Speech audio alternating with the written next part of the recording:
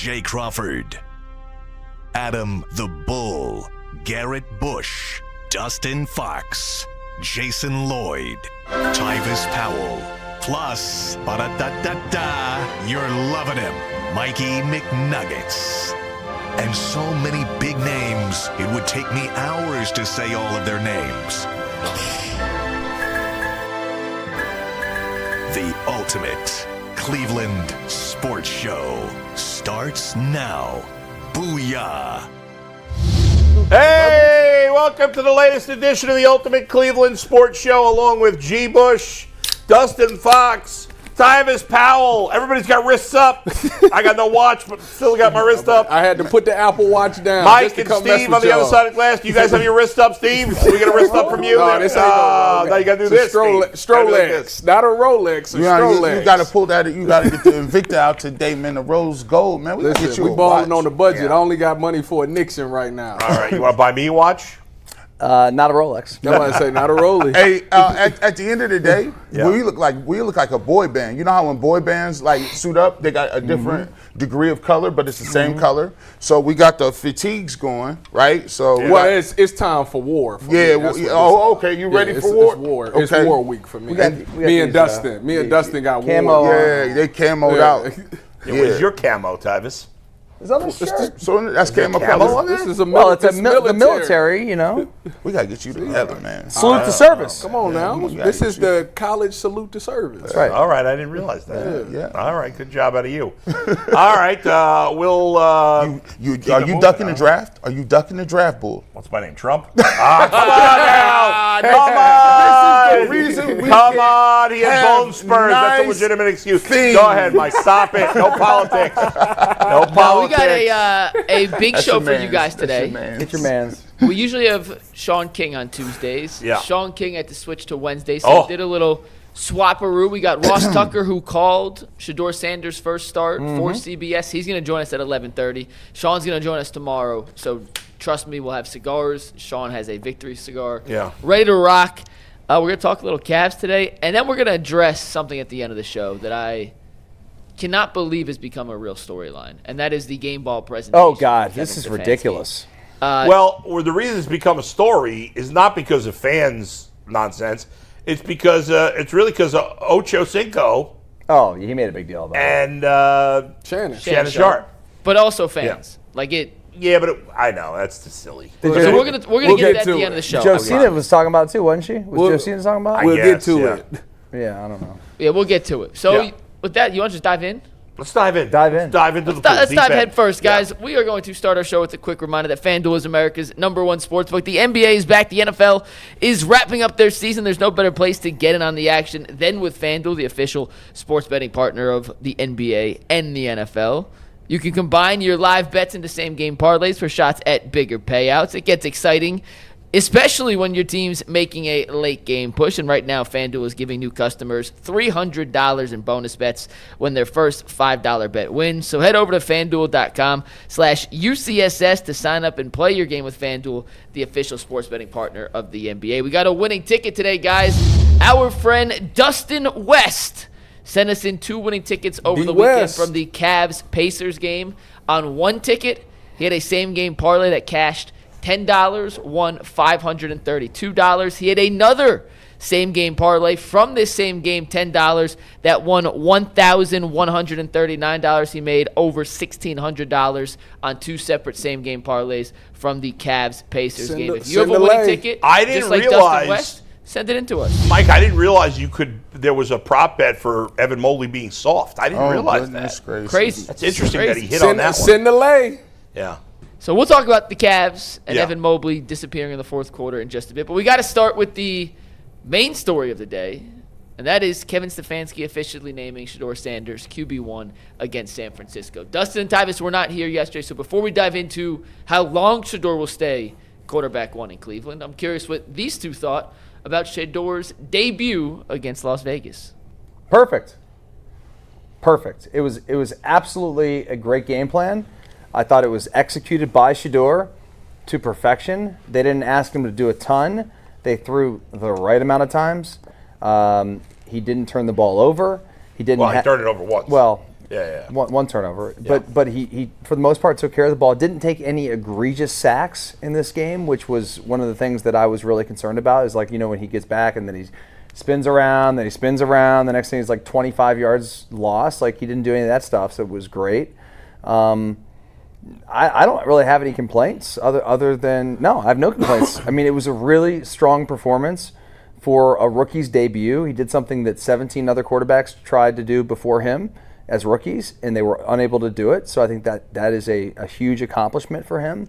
And he's deserving of being the starting quarterback going forward until, I mean, even if Dylan comes back and is healthy, I think he cleared. I still would start Shedeur.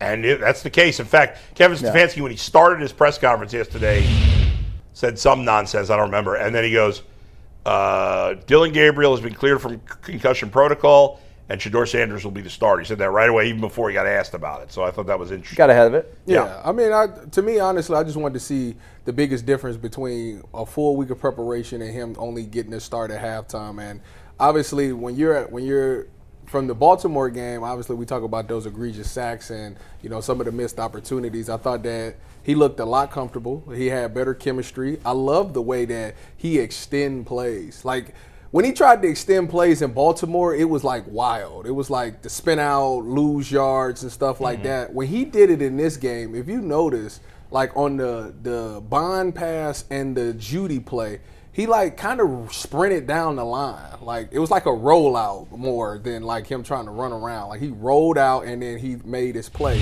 And I thought that was very telling.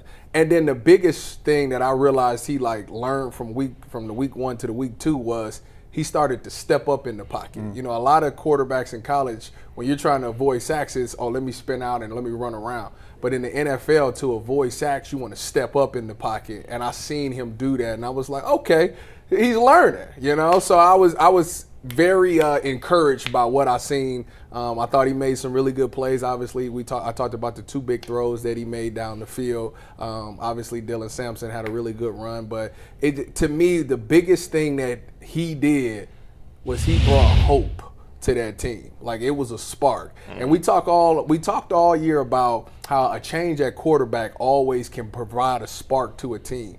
When he connected that ball to Isaiah Bond, that whole team lit up. I mean, obviously the clip of Myles Garrett was viral because Myles was like, and like they chest bumping and all that. It was so exciting because that's something that we hadn't seen. And it's so funny because it always makes me go back to me and G's film against Pittsburgh when we was watching it. Yep. And I literally said, it was that dig post concept, and I said, Shedeur gonna throw this post. That's the difference between Dylan and Shedeur. He'll throw that post.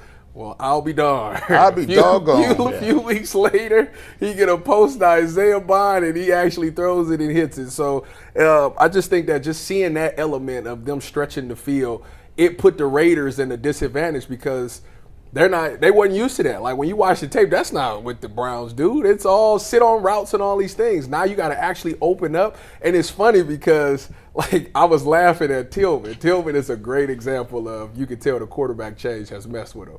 Because on them fade balls, he like quit running. He stopped running because he like, usually they not throwing. I'm not getting this ball. To look up and see it like, oh snap, he threw it, and he tried to do it, but it's too late. So it's funny to me. There's no excuse for that. No, it's not. Yeah. But like, I understand. Like, all year I've been running this deep ball and ain't nobody threw me the ball. But now all of a sudden, oh snap, he threw it. Like, he got to get used to it. So I think that just bringing that element of being able to stretch the field and throw the ball down the field, it really makes defenses have to play you honestly. To the point about the spark from a new quarterback, we didn't get that from Dylan Gabriel.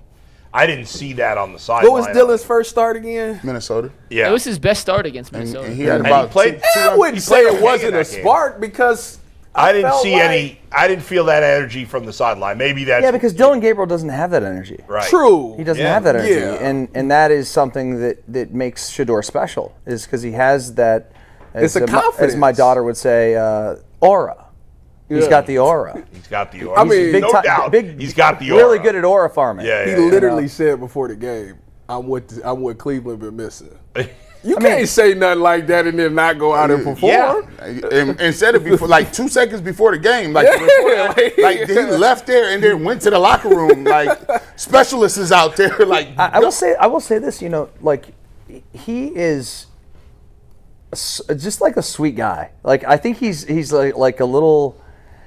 I don't know. Like he's just pure. Like he's a pure, innocent kid, and he loves playing football, and he's super confident in himself. Yeah. And I think he believes everything he says. Let's face it, Shedeur Sanders is the Adam the Bull of the NFL. He's cocky and lovable. I'm cocky and I'm lovable. I think I'm the best sports talk Yeah, but he host in doesn't come America. across as cocky to me. Yes, he does, and that's okay. I don't think he love does. the cockiness. I want the cockiness. I want more. I don't want my quarterback being a Wait a soft minute, ass. you a hypocrite. What? Baker did the same thing, and y'all hated it. Well, No, that's not true. No, hold on. I did not hate it at first. I was gonna say that. He had. I did not hate Baker. No, because at first I was like, okay, well, that's not true because I didn't hate Baker. I like Baker at first. So when did it turn? When he started playing crappy. So we should do it if he ever goes out there and plays. it's like that's. I think that's what. I think the polarization is that some people may not be all the way bought into it, and so when you are brash and you deliver, first of all, I'm brash all the time. Like I want to wear jewelry. I want to listen to loud music. I listen. I want to I believe in going out there looking a certain type way, and I believe energy and synergy is a thing. And a lot of people don't use that to their advantage. A lot of people feel like you walk through your life and there's no excitement level, and you walk through your life and you just gonna play it even keel. But when you're playing a game like this and it's a savage sport and you got other grown men out there, sometimes the difference between you winning or losing is believing or not that you nice, believing or not that you can do it. You gotta. That's the only way you're gonna be successful. That's the only way you're gonna be successful. And it's just like when you walk into a boardroom, and it's no different from in corporate America. You go, everybody is jousting for these positions. It don't really matter how many sales you got or your degrees. Everybody got a degree. It's about what you come in them boardrooms like, button up and talking your stuff, like how you maneuver. Are you gonna fall back? You gonna push back? Because the people that don't give you none of that, them are the people that are not gonna succeed. He got to come out and play like that, and he has to put the pressure on himself. And by the way, his dad put the pressure on him. That's how they live. Prime pulls up and he sees him after the game and is like, "Yeah, man, you did all right." Right. You did all right, man. You did pretty good, but go watch that film, though. Yeah. You got to watch that tape. I like that. But he talks like a wide receiver or like a DB. Like he has that confidence that we. That post game thing when he said something about, man, can you imagine me with the whole season? This is 1 week of practice. Imagine me with a whole all season. And I like it. I did too. Because it was it was kind of like, I know he was serious in his own mind, but it comes across like he's joking, but he's like, I don't know, man, I love the guy. Dustin, does it give you? And I mean, he's very likable. I mean this is a compliment. Please do not take this the wrong way. Does it give you Jameis vibes in a way? Some, yeah. But I also love Jameis. Yeah. And Jameis. See, I'm not a Jameis. But guys, everybody loves Jameis. His teammates love him. So why?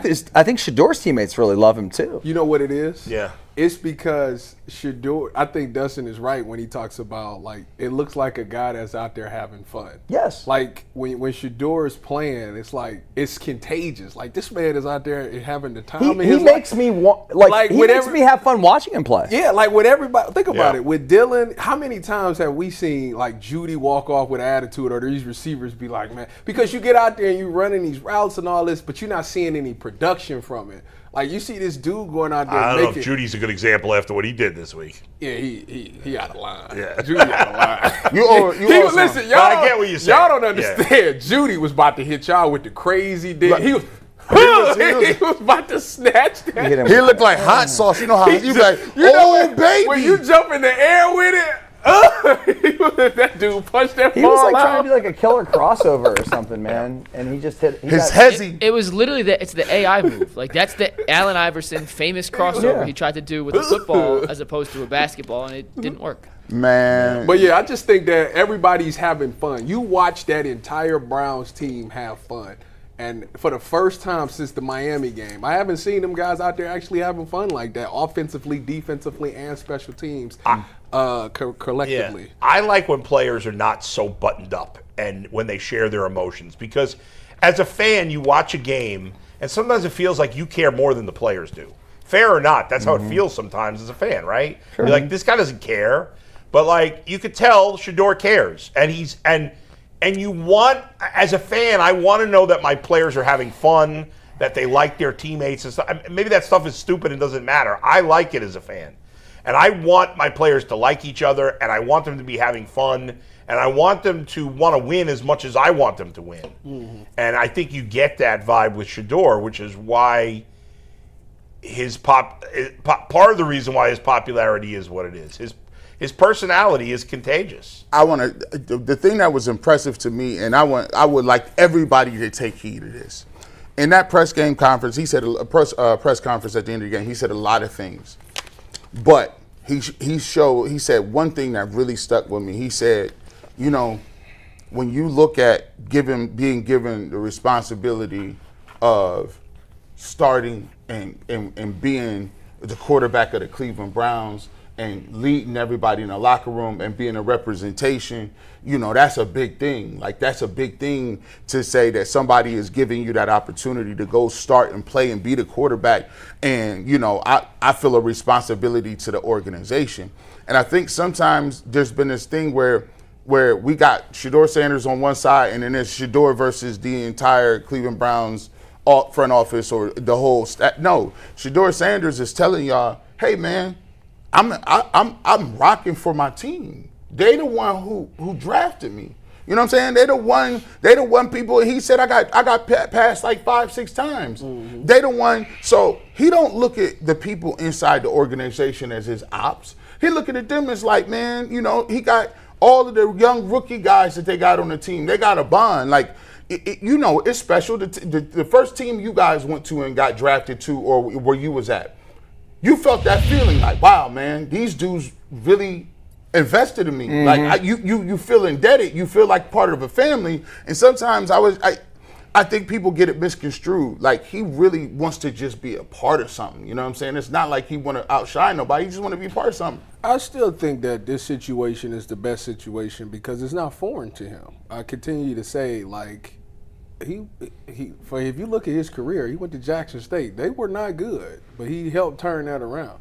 He went to Colorado. They were not good, but he helped turn it around. Turned back terrible. Turned back terrible. So it's like the Browns is a perfect situation, and I think that's why he recruited it so much because he's like, well, it's not different. Like, I've done that before, so I can go there and try to be that piece and help them become relevant again. And I think, if he's got a long way to go until that happens, but that's the guy that knows what it takes, that's done it before. So, like, I think he's really embracing this challenge. And what's so funny is that he's getting everybody to believe that he can be that guy. Do we have to do a topic on did Shedeur Sanders carry his dad in Colorado? Go ahead. I do have a question for you, though. Kevin Stefanski was asked if Shedeur will be the starter for the rest of the season or if it's on a week-to-week basis. And Stefanski just answered saying, my focus is on this week. So wouldn't commit long-term. I'm taking that, maybe reading between the lines, fair or not, as it's kind of a week-to-week situation. Do you think that's how it should be handled, Bull, or should he commit to Shedeur for the final 6 games here? I don't think he needs to say. You don't want to put yourself in that situation where you're locked in. Like, what if the next 2 weeks Shedeur is hideous? Mm-hmm. Like, you may want to change your mind at that point. So what is the point of saying that? To me, I would play Shedeur the rest of the year, and I know you guys probably feel the same way, unless it's just so bad. Unless he has a catastrophic performance. But to me, it's not a big deal. Like, he said he's the starter. To me, he's the starter until otherwise. I'm not worried about everybody's only a starter for the week. Anybody can be replaced. I'm gonna ask y'all on this because this is funny. When I played, I started like all the games when I was a redshirt freshman. And I was the only dude. All the rest of the people were like starters from the previous year. And it was like I was just the new dude who started playing. And I remember us having military coaches, like these guys is drill sergeants, man. And I remember there was literally like half of the coaching staff that did not say nothing to me. Like, they just didn't speak to me. Like, listen, you may be good, you earned it, but we're not talking to you. As a matter of fact, you got to prove something, bro. We're not even giving what's ups in the hallway. Like, so what happened is I was like, it made me want to keep proving myself. I'm like, man, y'all cats ain't gonna talk to me. What's up, coach? They like, man, we ain't talking to you. For You would say hello to the coach and he wouldn't respond? I don't like that. You know why? That's a D move. You know why? It is. It is, but you motivate people in certain ways, right? When you like saying it's week to week, it put a little different extra in your preparation. It put a little, not saying that it didn't turn me off. I knew what they was doing because they had a rule where, hey, if you're a freshman, you walk the stairs. You can't get on the elevator. When you're a freshman, you got to come and you got to bring up the TV. When you're a freshman, you got to make sure the tape and you got to wipe the boards down and clean up everything. So I got to be there 10, 15, 20 minutes before all the seniors. And I'm like, well, I play over him. But what it taught you is this. Sometimes you got to learn how to serve before you can lead. And ain't nothing wrong with serving. And if that's more buy-in, because if he going to say from week to week, and Kevin ain't giving you no reassurance about your job, guess what? Now everybody is on notice like, hey, we holding young boy accountable, but every time he go out and meet that challenge, it's more buy-in, it's more excitement. So I don't got no problem with it. I don't got a problem with that, no game balls, no nothing. Hey, listen, we about to get this going. It's today, and then we're going to see what we're going to do against these 49ers. I'm going to stack that together. Well, it's going to be interesting because so far he's got one bad half, one decent game, and everybody's praising his name. And it's everybody handles things differently. When you get criticized like and killed in the media for a week, like it turns you up. You want to really prove somebody wrong. But a lot of the times, the hardest thing to handle is the success, the compliments, because then that goes to your head. Now you start to let your guard down a little bit. So I'm actually kind of interested to see what we get out of this performance from him against San Fran, because to me it speaks volumes. It's actually to be truthful, it's the real evaluation. The first one was cool. The first game, you got thrown in there, didn't play well. This game, you was locked in because it was one night only. You don't do this, you might not get no more shots, right? You know what the writing on the wall was. This week, like you said, can you imagine what I would have been doing if I was getting them reps? So now it's 2 weeks in a row. Yeah. It's Tommy Reese. And you're playing a playoff team. And you're playing a team that got some names over there. It's at home. Well, all the names. Can you stack on that? All the names. Well, not on the offense. No. I'm Christian talking about the McCaffrey, defensive and side. you know what I'm saying? Defensive side, they're beat up. Yeah. They forced your boy gave up 2 picks. Brock Purdy gave up 3. He was atrocious in the first half. Who you talking about? Brock Purdy? Yes. Yeah, he Purdy was terrible. Well, neither Both quarterback of them played was. particularly well. They got so lucky. Like the Panthers could have easily won that game. Yeah, some of these coaches, they just get away from the running game too quick. Dowdle's been fantastic for them, and they just went away from him. I don't understand. The fact that they had that pick, they were in the red zone, inside the 15-yard line. They had first and goal at the 1. Right. And throws a pick. Yeah, Dowdle. Give him the ball. Give him the ball. White coaches Hey, Sanford, smart sometimes. I seen somebody in the gas station this morning. He was like, hey, man, G. Bush, I mean, the 49ers could be had. I said, yeah. Like, of course they can. Like, I watched that game. I'm like, I'm not impressed. Not at all. Like, I'm trying. And especially because you got Myles Garrett and them playing the way they playing. And surprisingly, the Cleveland Browns are surprisingly healthy. Like, their I defense thought you is was super pretty healthy all year. I thought you was about to say the Browns are favored in the No, game. I was gonna definitely be not. like, what? What's the spread? As of 7? yesterday, the Niners were 6.5-point favorite in Cleveland. I'm here to tell you, I'm let you know right now, I'm picking the Browns to win. I know you on are. Tuesday. All right. Right down. Lock it in. Yeah, book it. Tuesday. All right. There you go, 6.5. Who's doing the game this week? Do we know? I can look up for you right now. Ain't a DD CBS? That's a CBS crew. She is, but they had they didn't have that crew on it this past week. It was Tom McCarthy and Ross Tucker. I bet you we've got Andrew Kettle on this week. Or Andrew's solid. Or Spiro D. They're all solid, dude. People Charles act like Davis because they're like the D crew on I know. CBS, they're still the 4th best NFL crew. I hear you. That I'm means, not a Spiro guy. That but, means whatever. that means you the fourth best announcing team in the universe. Yeah. Well, not Well, necessarily. there's eight crews basically. Right, there's between 8 NFC. crews. Like, but if they wake up tomorrow, they're better than you. What was your guess? Right. Dustin's guess was Catalan. Nope. A DD. Spiro? Nope. Ross Tucker and McCarthy? Nope. Charles Davis. Kevin Harlan, Trent Green, and Melanie Which is Collins. the seat. There's Yeah, the third team, right? We haven't had them. too Harlan's much. awesome. I love listening to Yeah, him. Yeah. we ain't The had crazy them. thing is, like, I mean, Harlan's amazing. Yeah. Ian Eagle's in the mix. He's Yeah. the number one guy, right? No, Tony Romo and Nance, Nance is and one, then Ian Eagle's number two. Which he's fantastic. Yeah, and then Harlan's 3. Yeah. 1 o'clock game. I like Trent Green. He's a good analyst. too. He's one of the best. Trent Green, like the Chiefs quarterback? Yes. Yeah. Yeah, so you get a former Never quarterback. heard him before? Huh? You never heard? Been doing games for a decade, dude. I didn't know he was calling games. Oh yeah. No, I know you've heard of him. I just meant like you never heard him do a game before. No, Dang, if oh, I he's did, I really didn't. good. I didn't even hear. You didn't realize. I didn't even know it was his Trent voice. Green was Probably. the dude, and he got hurt, and then who Kurt came in? Warner. Kurt Warner came Yeah. in for him. It was all she wrote. But it's 1 o'clock. Thoughts on the rating? People were salty last week. They couldn't even watch the game. Like, Well, it's not a nationally televised game, so it's going to be another one where that sucks. Yeah, if could you're be out of the hitting. area and you don't have Sunday ticket, you can't watch Apparently, it. in Columbus, they couldn't see the Man, they Browns. didn't see it. I had it on. In Fubo. Columbus?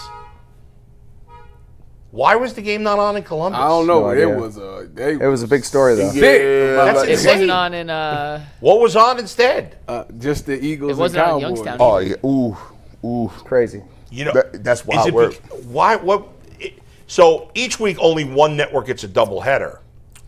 So you can't carry I didn't two know that. doubleheaders. But so they decide they must. What was the 1 o'clock game? Was it the Bengals or the Steelers? Steelers. Probably It was- Steelers. So it they was- decided- No, the 1 o'clock was Patriots Bengals. Yes. On CBS. And, Yes, then it was CBS. another 1 It was o'clock. Giants- It was it was Giants. Vikings and Packers. Okay, so with the Browns on CBS. So in Columbus, for whatever reason, they decided to show, even though it wasn't at the same time, CBS must not have had the doubleheader. They decided to show Patriots Bengals instead of Browns No, the Raiders. No, the Patriots Bengals was at 1 o'clock. I know that, but they couldn't show. They had to show I one or got the other, you. even though I it was got different you. times. Yeah, maybe that's Which what it is. and maybe because they thought Burrow was going to play. I don't know. Like, I don't know, but it was. Maybe they made the They was decision. like the one game we actually want to watch. but you guys have told me that the Browns are more popular They in Columbus are. than the Bengals. They so, are. That's why it was so shocking. Yeah, I don't understand. I got to watch it. You know. Yeah. It must have been hot. All right, Mike. real quick, because Ross just texted me, said he's logging in 1 sec, so we got 2 Okay. minutes before we bring our friend Ross Tucker onto the show. Tyvis, you're not here the rest of the week, right? Because Thursday there's no show for Thanksgiving. No we will show. have shows. There'll be new content on the channel. We're just not having a live show. So, Tyvis, I'm going to ask you this, and I'm just curious what you think, because we'll ask the rest of the guys tomorrow and Friday. You won't be here. Where is the one area of growth you are most looking forward to seeing Shedeur improve between his first start against Vegas and his second start against the Niners?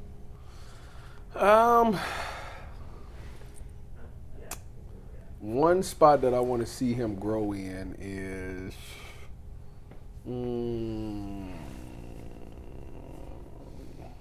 I thought the deep ball was good in provision. Way to put him on the spot there, Mike. Playing, maybe. I want to see more like. I feel like the offense got stagnant, for like the second half a little bit. Outside of the Dylan Sampson thing, it kind of got stagnant. So I would like to see more consistency from that. Maybe just playing more on time. Not have to do all that rolling out and having to do all the improvise. Just being able to, I think the biggest difference between him and Dylan is obviously Dylan does a great job of he takes his drop, and when he hits his drop, he know where to go with the ball. I would like for Shedeur to get that part of his game down. I think a lot of the times, it's like a one read thing where it's like this is where you're going no matter what, and when he does it well.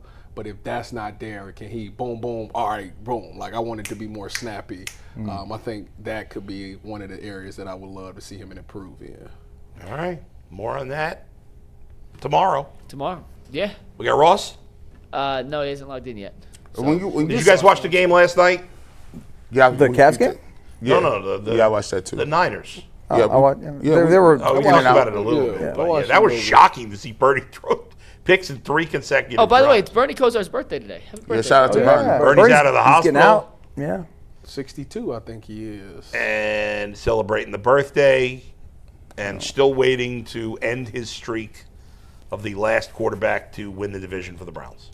craziness. Oh, yeah, we got to wait for that. Don't say that. We're going to wait for that. We knew you was coming. Listen, I saw y'all yesterday give me a shout out 8-9. Hey, look, bro. I'm 6 games we to also go. said we also 8-9 is in right there. we also said the Browns have a better chance. Myles Garrett's got a better chance of getting 32 sacks than of that happening.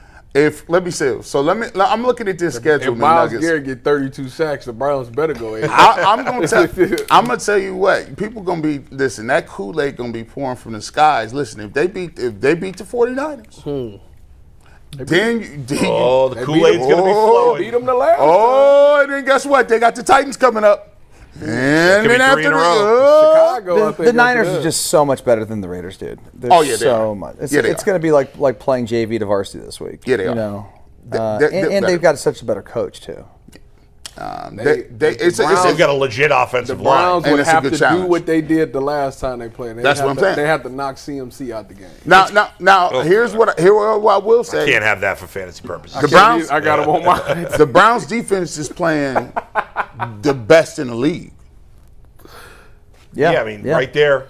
I don't know if it's the best in the league, but it's right there. If I got this defense, I mean, you got Houston's playing great D, Denver, Seattle. they got to give me. They're right near the top. They got Junkins. I don't know if it's the best in the league, though. Junkins got to give me 100, and if Shedeur don't turn the ball, like if we can get to a 0 turnover and we get 100 yards and the defense is still playing that way, we got a shot. Right. But We the got Niners shot. are going to score in this game. I mean, you know, you're not holding them to 10 points, probably. Nah, I mean, but If they do, though, G, you know what we're going to do?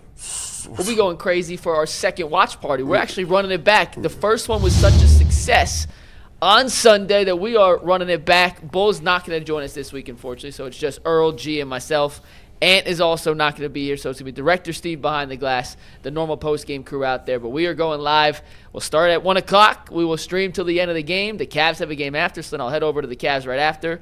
But it's going to be a blast. Make sure you tune in and watch our Browns 49ers watch party. Ross Tucker's now in the queue, so let me get a read in here real quick, guys. And we'll bring in Ross to join the show. After we remind everybody that the Home Builders Association is a proud sponsor of UCSS. Give big this year for a Home for the Holidays raffle. You have a chance to win a beautiful new custom home or a cash prize this holiday season and help make wishes come true for Make-A-Wish kids with critical illnesses. Raffle proceeds benefit Make-A-Wish OKI, which has granted over 22,000 wishes to children facing critical illnesses across Ohio, Kentucky, and Indiana. This year's house is a custom-built ranch by Petros Homes with 3 bedrooms, 2.5 baths, and a 3-car garage. Just visit homefortheholidays.org to buy your tickets. That's the homefortheholidays.org. Terms and conditions apply. And with that, we are thrilled to welcome in Ross Tucker to the show. Ross called Shedeur's first start and the Browns' most recent win this Sunday for CBS. How you doing, Ross? I'm doing okay. I have a little bit of a bone to pick with you guys, but I'm okay. Interesting, Ross. Here I was going to compliment you. I enjoyed watching the game when you were doing the game, and you're just going to rip us to pieces. Go ahead. What's the beef? Well, a little birdie told me that you guys did like a live stream or something Yeah. during the game. So were people listening to me or to you guys during the game? So it's funny that you say that, Ross, because most of the people that were watching us were watching the game also. It was like the double TVs that were most people doing. And we actually, while we were watching the game, had the volume up on the game as we were watching it. Not high, but we were able to hear you guys do the broadcast as we were talking. So Okay, so when there was a play, yeah. and then I would give my award-winning, Emmy-nominated analysis. Were you guys listening, or were you going, why did they do that? We should have done this.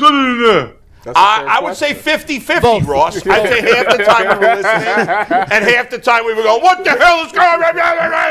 Ross, So, you yeah. know good and well, he pulled the Fred Flintstone. He I was like, actually pretty chill. I was pretty chill of the game, you know. So, yeah, we got half of the award-winning analysis, and the other half we talked over on our end. That's fair. That's true. Hey, look, you know what? That's fair. As long and if that got more people to watch the game, then I'm happy. Yeah, no doubt. What was crazy is a big story here is that the game wasn't on in Columbus, which is insane. Yeah.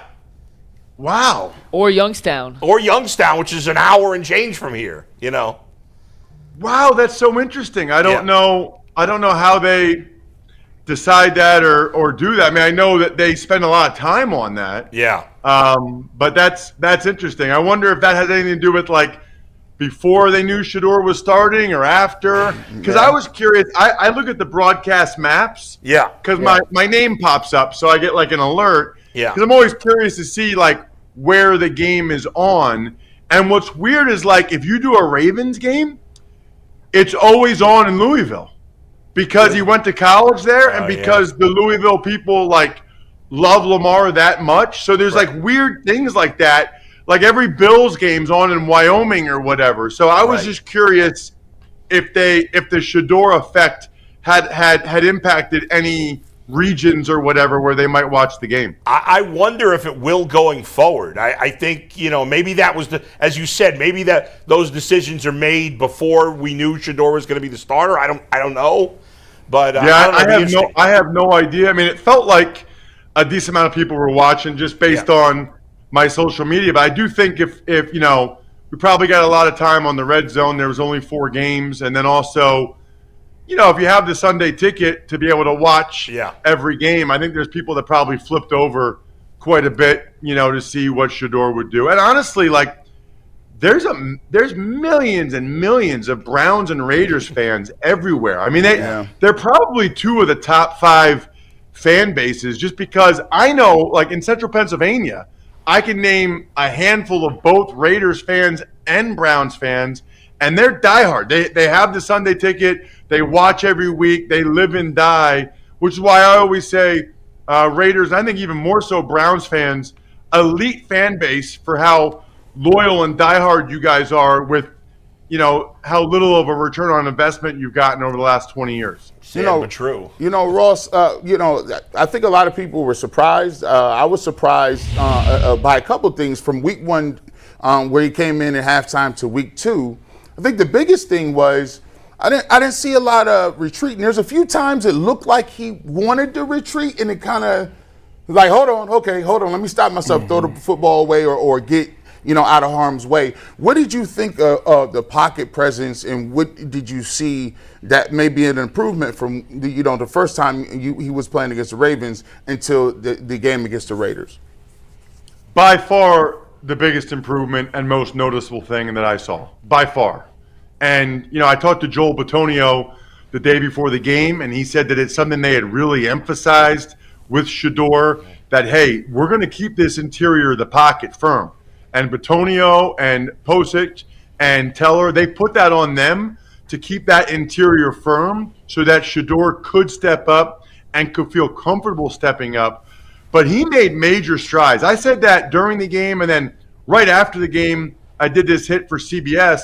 And, it's not like his statistics lit the world on fire, but he more than passed the eye test in my mind, especially in terms of that pocket movement. Now, I don't really know why the Raiders didn't blitz him more. That would have been the first thing I would have done. I would have thrown the kitchen sink at him like the Ravens did.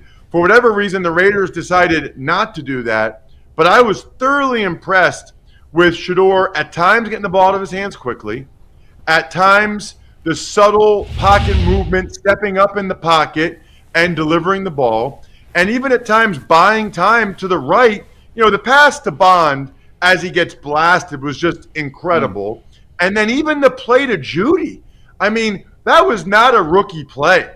He's buying time. I thought he was going to throw underneath to Njoku. It might have been Fannin too. He waited, calm, cool, collected, and then all of a sudden Judy's wide open. He puts it on him. Now Judy ultimately fumbled, which was a bummer. But I thought it was a huge improvement for Shedeur. I think he only took 1 sack, and I don't really remember him retreating out of the back of the pocket all that much, which if he can improve that much in 1 week, it should get you excited to see like what is this week going to look like. Yeah.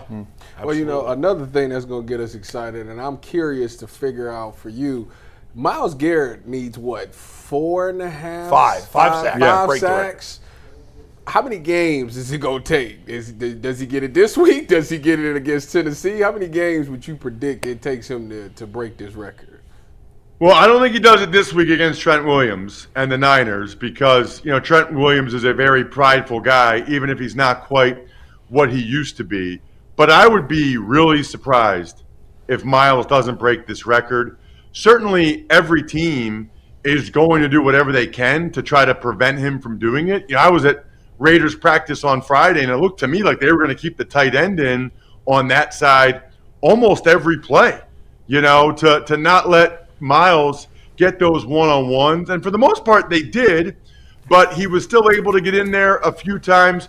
So if the Browns can actually have leads in these games, and let Myles just tee off like he did on that last sack against Stone Forsythe, it is bananas, guys, to think where he'd be if the Browns had a decent lead in more of these games. Because a lot of times that's when you get your sacks. I will say this, and I made this point during the game. Hopefully you were listening. Might have been when Bull was talking over me. But the best thing that happened to Myles this year is the D tackles are pretty awesome. Yeah. I mean, Malik Collins, Shelby, Mason Graham.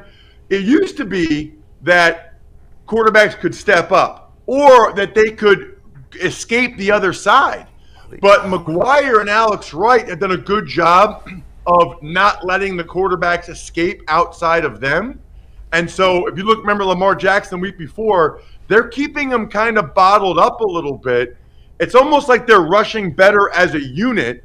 Whereas I don't know if it was like, Okonkwo or Zadarius. I mean, they were probably trying to get theirs, which I don't blame them, right? But it feels like those guys understand what they have in Myles, and they're trying to give him look. They're still getting their own sacks too, but that pressure up the middle has been huge for the Browns.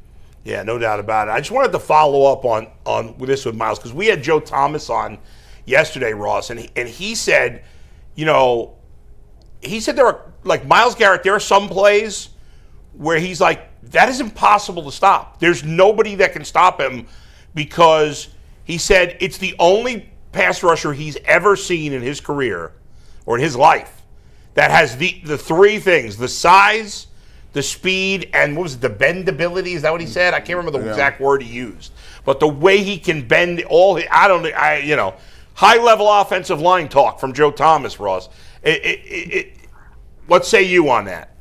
Well, no. So everybody can see that he's 270, 275, and super fast. I would add on top of what Joe said, he has incredible get-off. There are fast guys that don't have awesome get-off off the snap. He times up the snap perfectly. But the thing that makes him truly unique is at that size to be able to turn the corner and bend around the edge like he does. He is so low off the ground at times. It's insane. I think he is, I'm trying to remember Reggie White.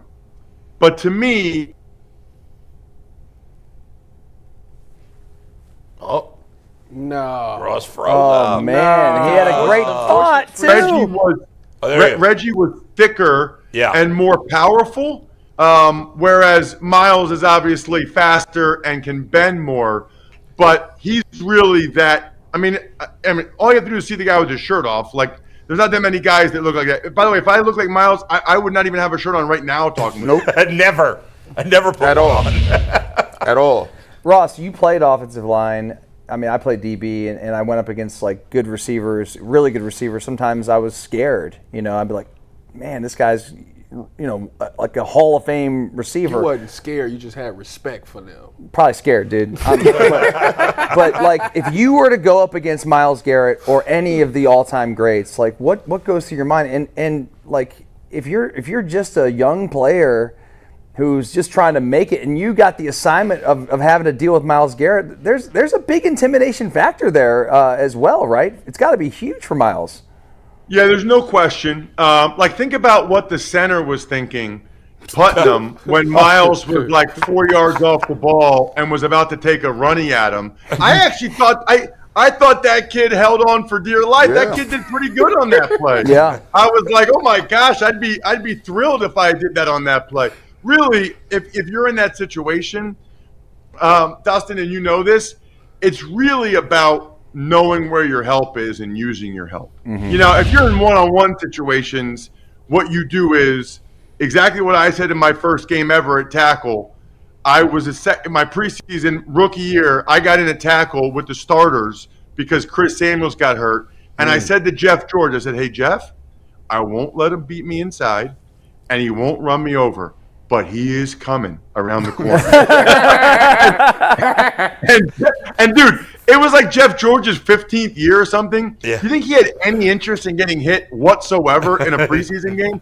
Jeff George was dropping back to 6, stepping up to 3, and throwing the ball in 2 seconds. It was hilarious. But no, that's what you do. You don't let them win inside easy.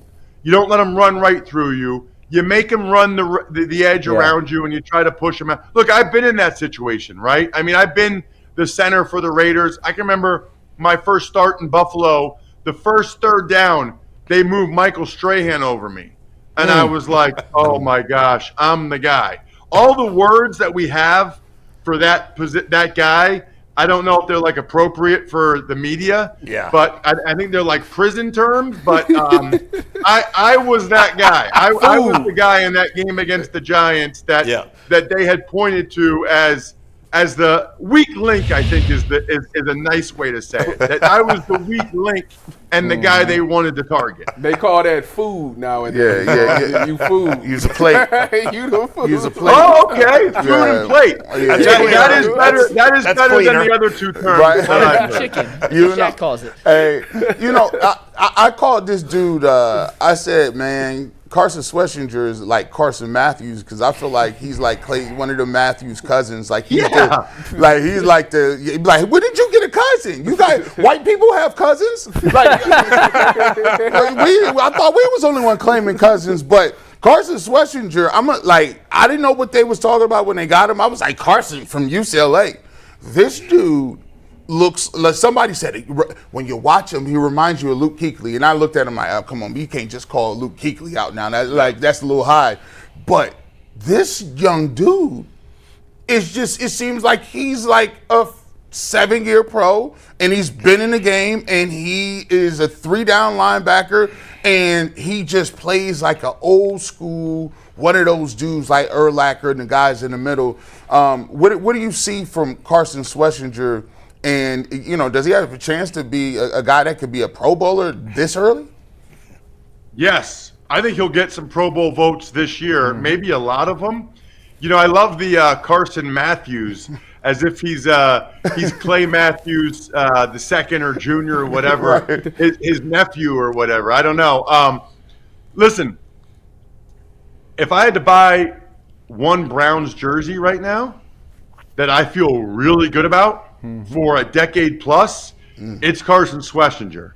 I mean, you see what it was just he and Genty that one time, and he just stoned him? I mean, we met with him the day before. Yep. Super impressive kid. I mean, bioengineering major at UCLA.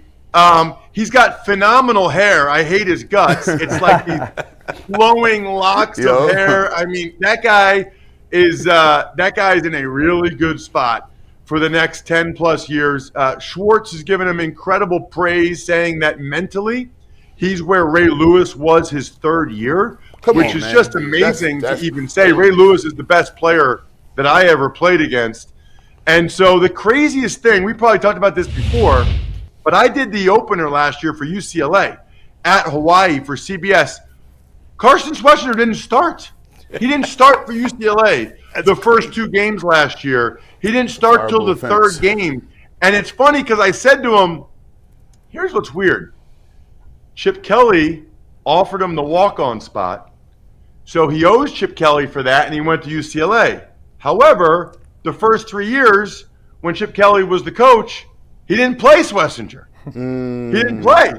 So I said, are you more appreciative of the opportunity or more mad that he didn't play you? And he said, probably a little bit of both. That's 50-50. And he is everything that you would hope to have in that middle linebacker. And that's the thing, guys. I know people have their opinions about Andrew Berry and Deshaun Watson, the whole deal. You know, with the draft picks that they accumulated for next year's draft, why would you want anyone other than Andrew Berry making those picks based on what he did with this year's draft? I mean, they have 2 legit running backs. Yeah. I love Harold Fannin, even though I got all confused with Ernest Biner and Kevin Mack. You did a great job correcting yourself. It. You have a great job correcting yourself, or you got a great producer in your ear. One of the two. No, it was me. So here's the thing. You? I'll tell you the truth.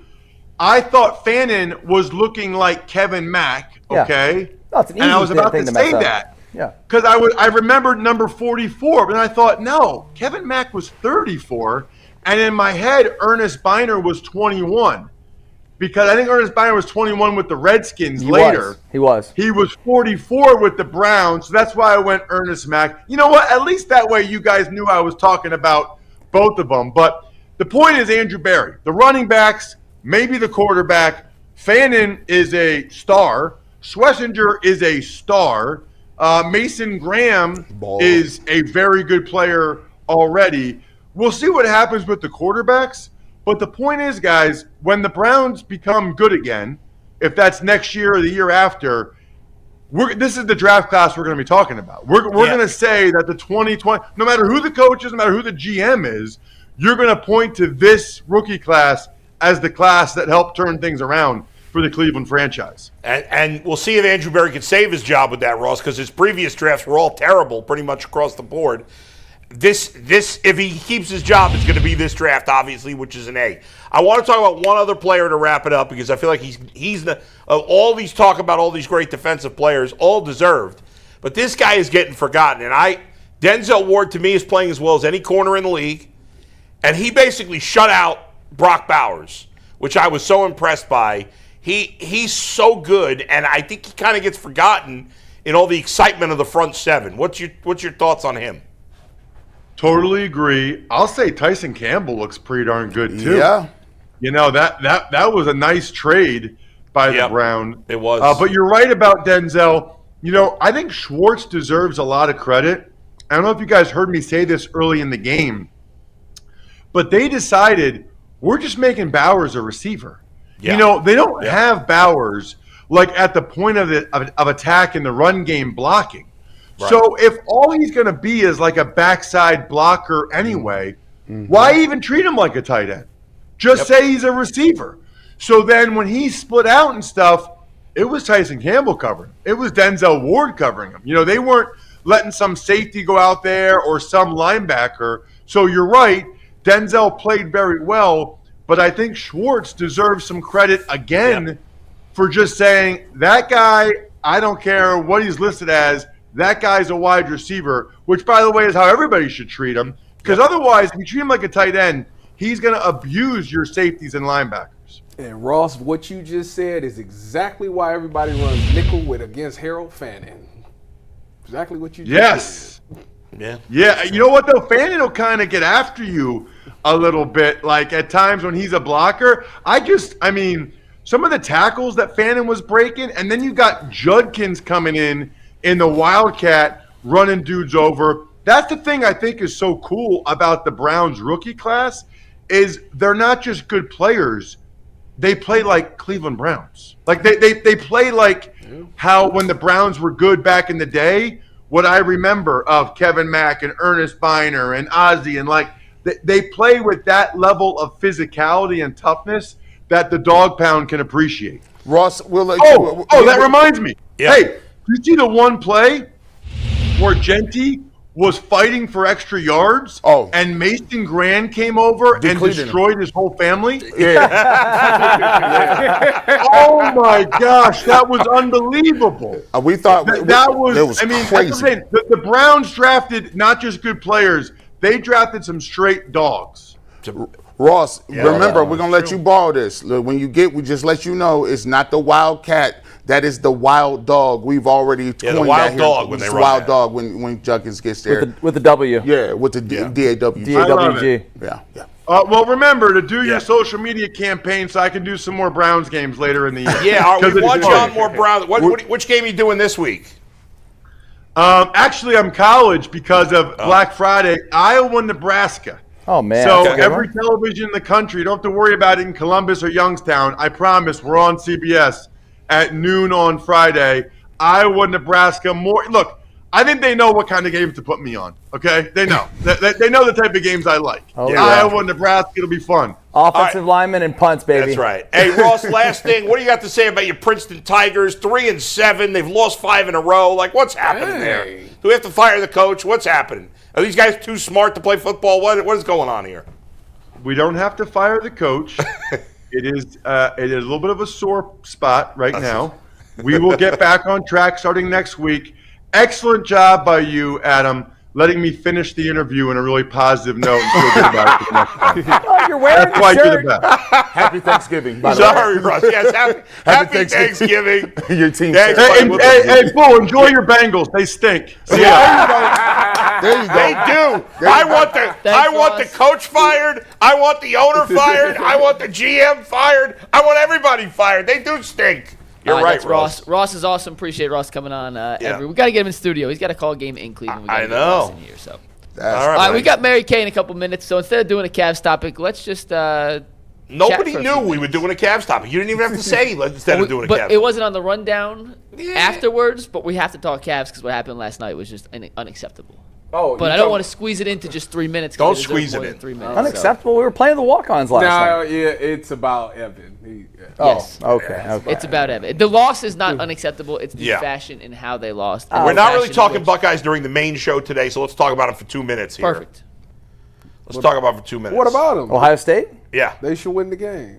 Jeremiah There's Smith. no excuse. Jeremiah Smith came out on Caleb Downs' podcast and said that he's playing on Saturday. The Cardinal Tate thing, nobody knows what's going to happen with him. It's really a corner. Should it matter against Michigan? What is wrong? Ain't y'all got some inside information on that? What happened? I don't know. I was getting blown up on text last night. Was there some sort of internet viral rumor or something last night about Jeremiah and Tate? Because I was getting text yesterday. Well, I told you, man, it doesn't look good. What are you hearing, Fox? I'm like, Well, like I said, hearing. What are you hearing? Jeremiah dropped the. Am I hearing? He's like, I'm getting a honey baked ham ready. Like I said, the only thing that came out yesterday was Caleb had dropped his little teaser to his podcast with Jeremiah saying that, and everybody's now asking, is Cardinal going to play? And his situation is so funny because, he was going to play against Purdue 2-3 weeks ago, and they said he tweaked something, so they held him out. Yeah. They said, but if it was a big time game, he would play.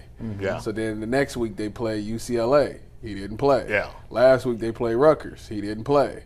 So now everybody's like, All right. Well, those games, they had no chance of losing those games. So everybody's like, is he going to play in this game? And they're not saying anything about it. So I got to everybody's say, speculating. this is – I'm excited about the game. But Jeremiah, if Jeremiah plays, they should still win the game. Yeah. Well, the Wolverines got the 11th best pass defense in the Big Ten. You can't lose to They them again. stink in the pad covering. They do have the Bryce Underwood kid is actually had 2 really solid back-to-back games. The quarterback, running back Jordan Marshall may play. What about the backup? Everybody's saying the backup wide receivers stink. Is that true? For who?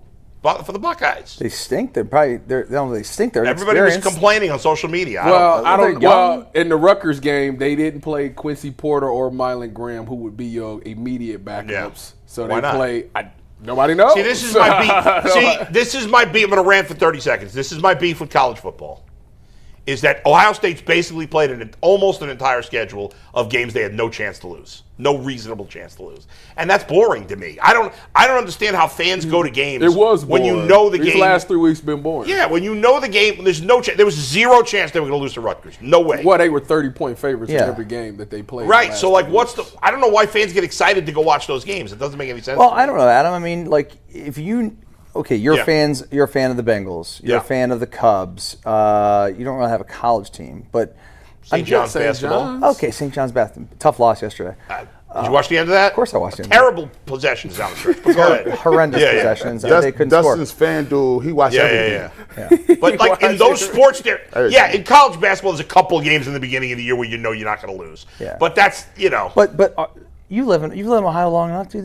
These fans are crazy. I know And that. they just want every ounce of pound of flesh. But wouldn't it be It's more like, we're exciting if so good. Wouldn't it be more exciting if you just took the top 25 teams that don't play each other every week? So let me show you this. We got the playoff coming up. That's called the NFL.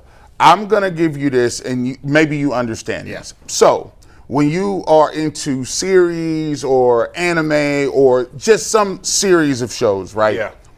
You don't have season finales every week. You have filler. You have backstory. You have little side. still entertaining. It's side arcs. So for Ohio State, the Big Ten Network and the Big Ten Channel is side plots. Like, hey, it's Purdue, right? Like, we know we're going to beat Purdue, but we tune in because that gives you an opportunity to say, hey, I know Jeremiah Smith, but hey, you know how boosters are. Hey, but we got a kid behind him. That kid is going. They love to project. We got to do. He's going to be good about 3 more years. I'm going to tell you what. He got first round. So they watch all the games. That's how you build the drama. That's how you build the base. So now the only thing is going into the playoffs or even the conference championship. Like Ohio State outside of Texas has played nobody. Yeah, so the only thing that scares me a little bit Yeah. is that they just haven't really been battle tested. So if they do get in a tight ball game, I'm not saying that they can't win a tight ball game. Yeah. They just haven't. what team scares you the most? Like what team? Texas Tech. You don't want to see no parts of Texas Tech? No, I just think that they have the best defense outside of Ohio State in the country. They do got All right. the D tackles. More on that in overtime. Dustin and the Tyvis back doing is a nice. pod. Are they doing a show live? You Live guys doing show a tonight at 6 p.m. Live at 6 p.m. with more. We'll talk about it more tomorrow and Friday. Let's talk to Mary Kay. Yeah, we get Mary Kay in here after a quick word from our dear friend Cody from Locked On. I'm Cody Rourke from Locked On Broncos, and this episode is brought to you by Peloton. Peloton is shaping the future of fitness with the brand new Peloton Cross-Training Tread Plus, powered by Peloton IQ. This is Peloton's most advanced equipment yet, giving you real-time guidance and endless ways to move, whether you're running, lifting, or you're cross-training with your favorite instructors like Alex Toussaint. It's training reimagined to make your workout more personal. Peloton is built for breakthroughs with features that help you plan, stay motivated, and hit peak performance. You can let yourself run, lift, flex, and go while Peloton handles all the rest. Plus, Peloton IQ provides real-time strength coaching, tracking your progress and suggesting weights that challenge you so you can get stronger. Plus, the new movement tracking camera, it counts your reps and corrects your form in real time, making sure every rep is safer and smarter.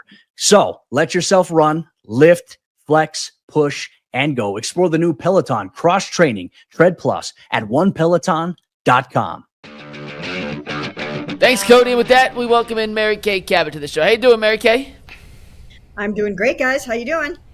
We're good, Mary Kay. Yesterday, Kevin Stefanski, it was funny because you were first up to ask a question, and I sensed you were a little surprised that Kevin gave you the answer without having to ask the question about who's going to start. Yeah, I was really ready with my question there, and so I had to pivot because I wasn't sure that. Now, sometimes he'll do that on a Wednesday, but on a Monday, I didn't think he would come right out and announce him as the starter. So, I guess I should have been ready for that, but that was okay.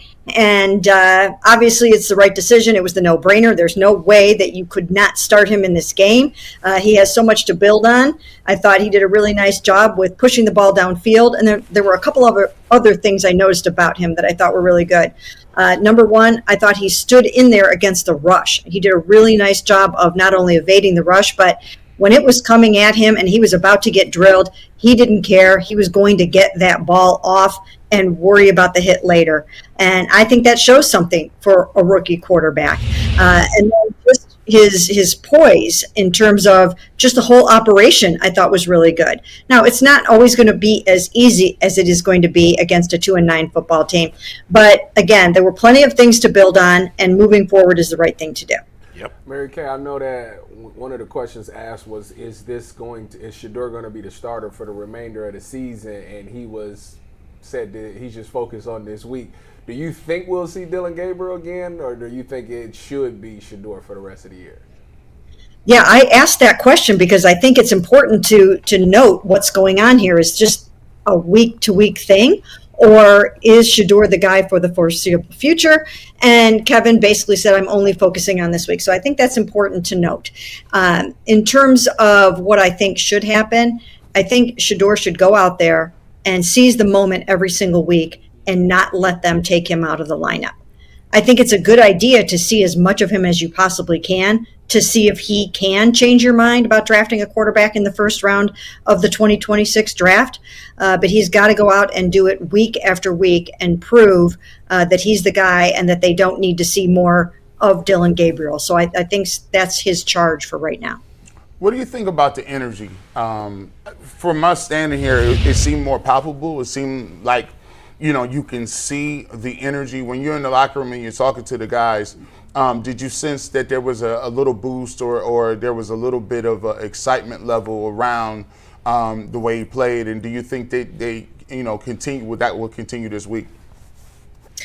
Well, I do think that the energy will continue in part because they've got 4 out of their next 5 games at home. And the energy at Huntington Bank Field is so good. It's been that great in large part because of how dominant this defense is. When I look at the energy in Vegas, I do think some of it had to do with Shedeur, and some of it had to do with the fact that the defense was just absolutely crushing Geno Smith and dominating that football game. So when you get that lead early on, it's easy to keep that momentum going and to keep that energy going. So we'll have to see moving forward how that works out because there will be tougher football games.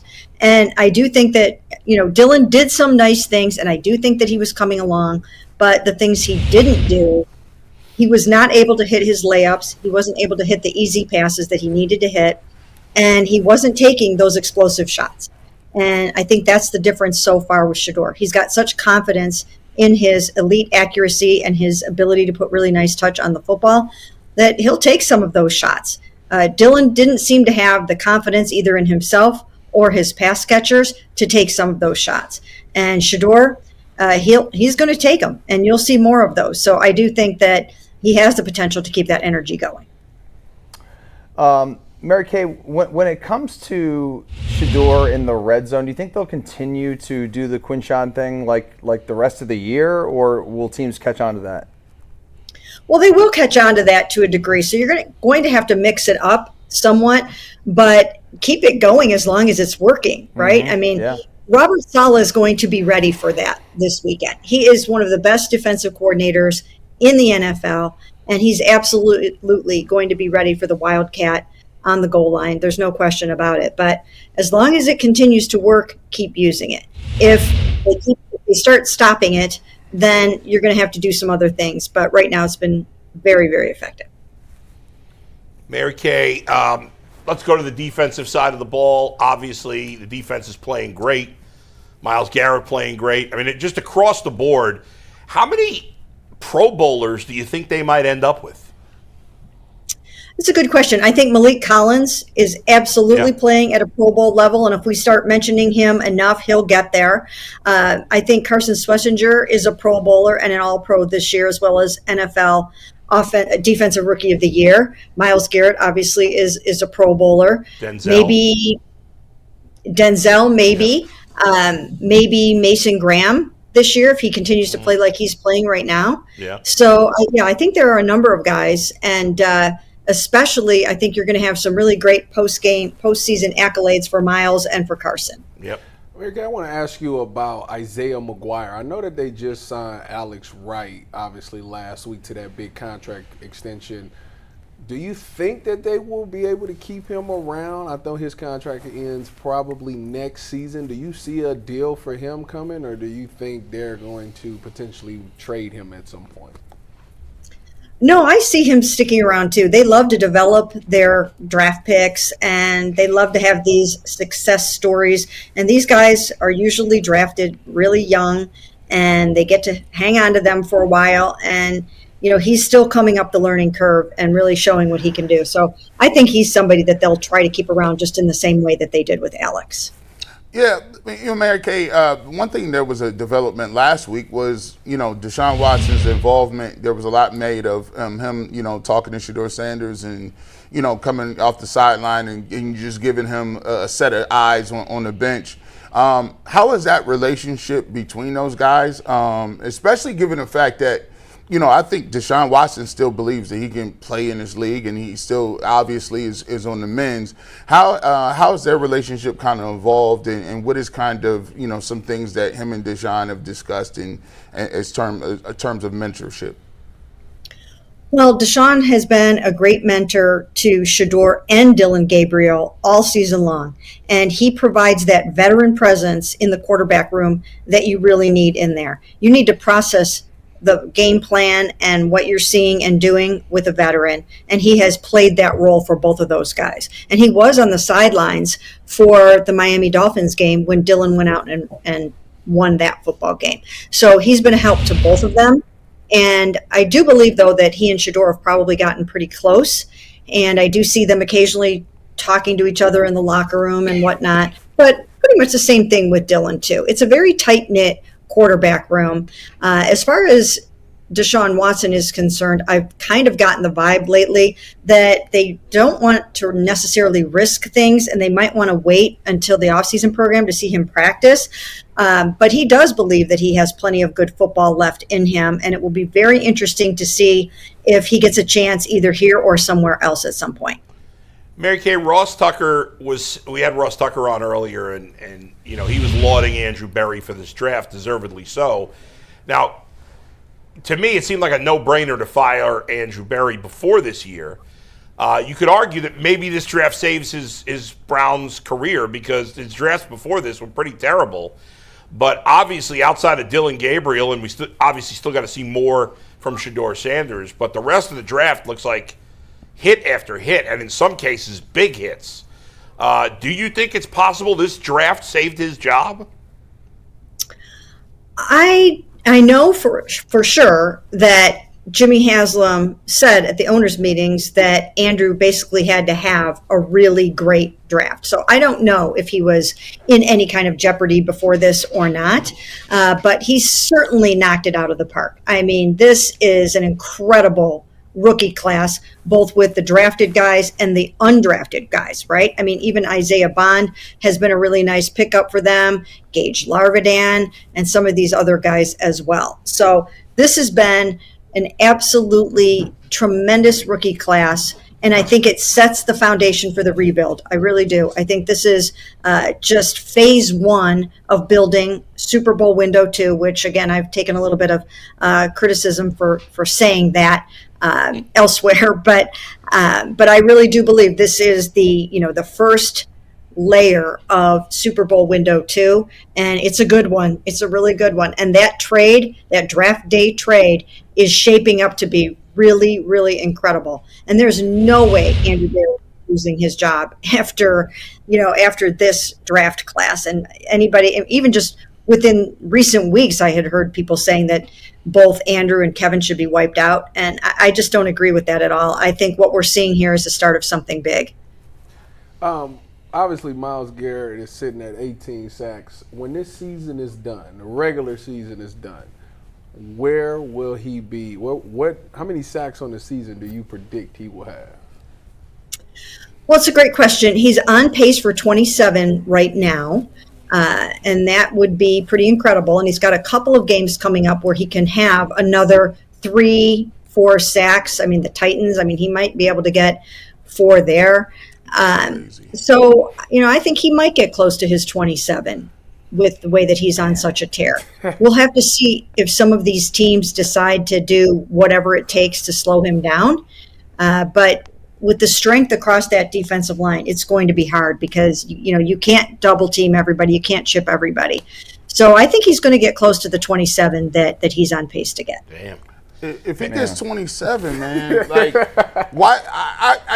They've been telling me he can't possibly be the MVP. I said, Zero chance. I said, man, if you got 30 sacks, this is not Madden, man. Dustin, You're that's not Madden. winning. A defensive player is not winning MVP on a 5-win team. 30 sacks. Him some fades. Guys, If the sacks matter, they wouldn't have 3 wins. It's a value award. It's one stat at the end. It's Line great. him up on the goal line and throw it. There's zero chance he's winning MVP. Doesn't matter. He could have 35 sacks. Doesn't matter. That's crazy. They probably don't have any wins without him. None. Right, but that's valuable. You're not going to be. First of all, defensive players don't win MVP. Period. Let alone on a bad team.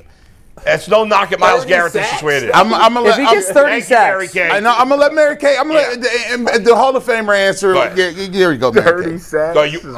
ridiculous. Go ahead. Mary. As far as NFL MVP for Myles, it's Yeah. too bad that this incredible defensive performance and his performance is going for naught this year, because he should be challenging for NFL MVP. And I don't think they will give it to him because obviously the Browns aren't winning. But he'll get NFL Defensive Player of the Year. There's no way they can keep him from getting that.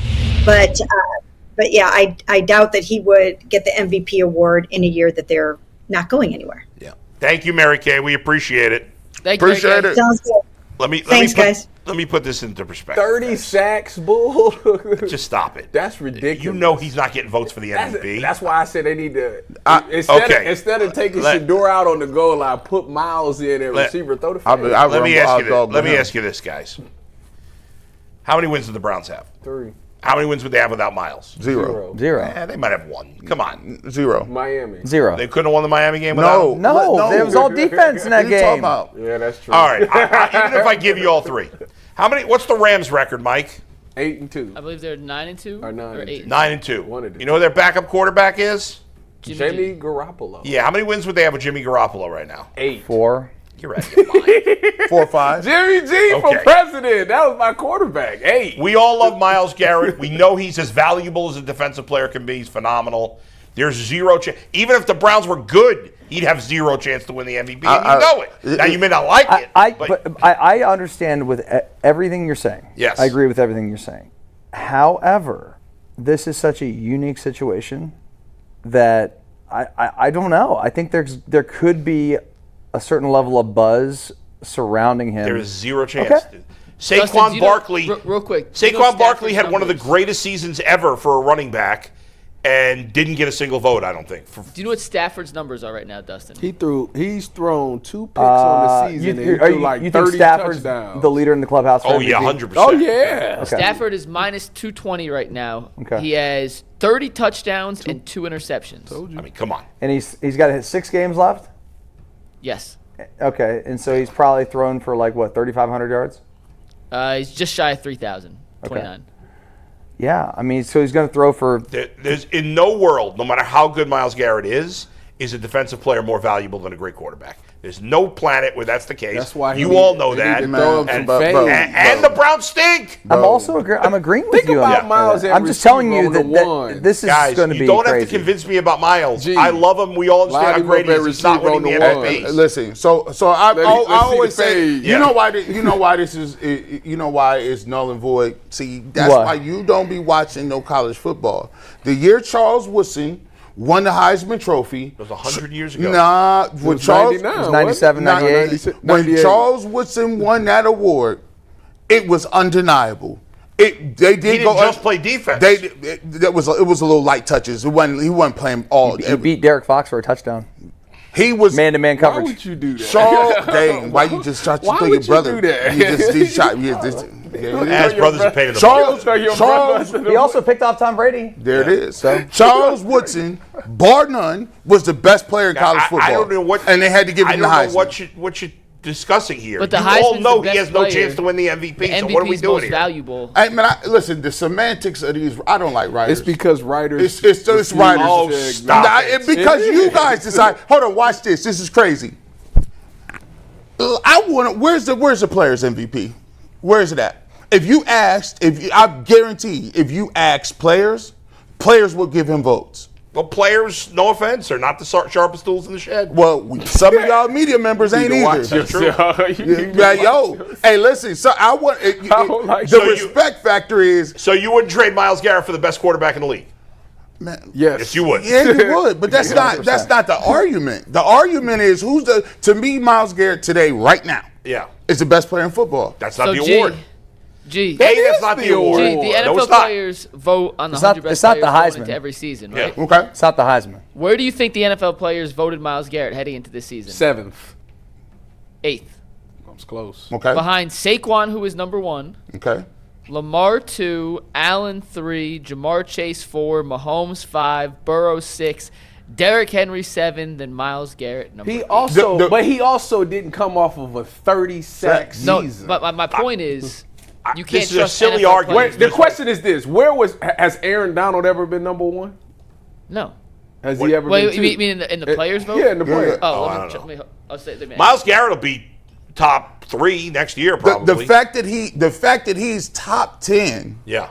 is crazy in itself. That's how good He's he is. not crazy. He's ridiculously great. I'm just telling you he's not going to win the MVP, and I don't know why I'm arguing because you guys know he's not going to win. Aaron Donald was voted the number 1 player twice. There it is.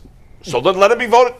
You want to argue he's the best No, player? If you want to argue he's the best player in football, your point yes. is now your point is invalid because you just lost all credibility on the fact that none of the players believe that a defensive guy could be the best player. When did I say that? You did just say that, didn't you? I did not say that. He did not say that. Oh, my fault. What are you talking about? I take that back. You want to argue that Myles Garrett is the best player in football? You can make a reasonable argument there. I would say that it's hard to debate a quarterback versus a defensive lineman because how do you decide who's ultimately better? You want to tell me Myles Garrett's better at his position than anybody else is? I'll listen to that. I think that's probably That's true. a fact. But the award doesn't go to the best player, the best at their position. It goes to the most valuable player. And a quarterback is always more valuable than a defensive lineman, no matter how good the defensive lineman is. Especially, I think if the Browns were having a magnificent season and they were 13-4, you could at least make a case. There'd be some buzz. But there can't be a buzz when the Browns are one of the worst teams. I don't in think the league. that's true. I don't think I can tell you right now that's not true. You said that the quarterback is the most valuable to the team. Yes. I think the Baltimore Ravens will disagree with you.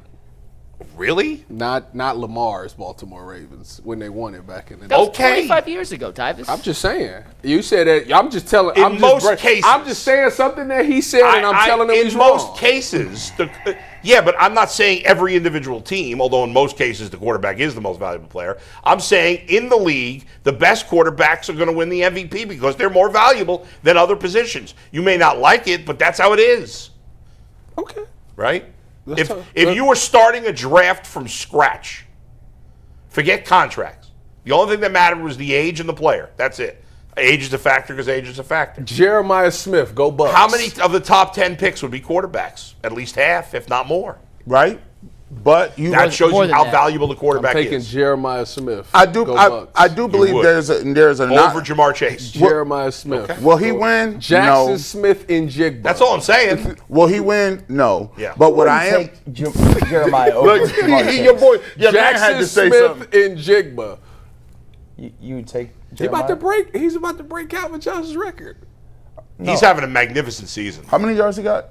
I don't know Almost exactly. 12. He's JSN? on pace to finish. No, he got 2,100. he got 1,300 yards. Yeah, he's having an incredible Spamming season. the hell out of him. Every week it's like 7 for 110 he get like and 2 160 touchdowns. He's had 70. 79 or more yards in 13 straight games now. 79 or more yards in 13 straight. Well, Yeah. hey man, they That's might as crazy. Dating well. back to last year. Well, And guess one of what? those games he got hurt and missed the whole second half. I'm sorry, give the MVP to this dude. Dang. And wasn't everyone like feeling sorry for him? Like, oh, they traded away all his teammates, and now he's just balling. He actually is. I saw the 17-game pace. Even Yeah. if he made it a 16-game pace to match Calvin Johnson's Yeah. He gonna all-time break the record, he's on record. pace to break Calvin Johnson's record. Already has more touchdowns this season than Calvin Johnson had that. Yeah, he's had a. Go Bucks. I got him on 2 fantasy teams. He's Wide receiver killing. you. They're taking it back. All right, guys, we do got to talk a little bit of Cavs before we get to our final Browns topic of the day. It's brought to us by Fanduel. The NBA is back.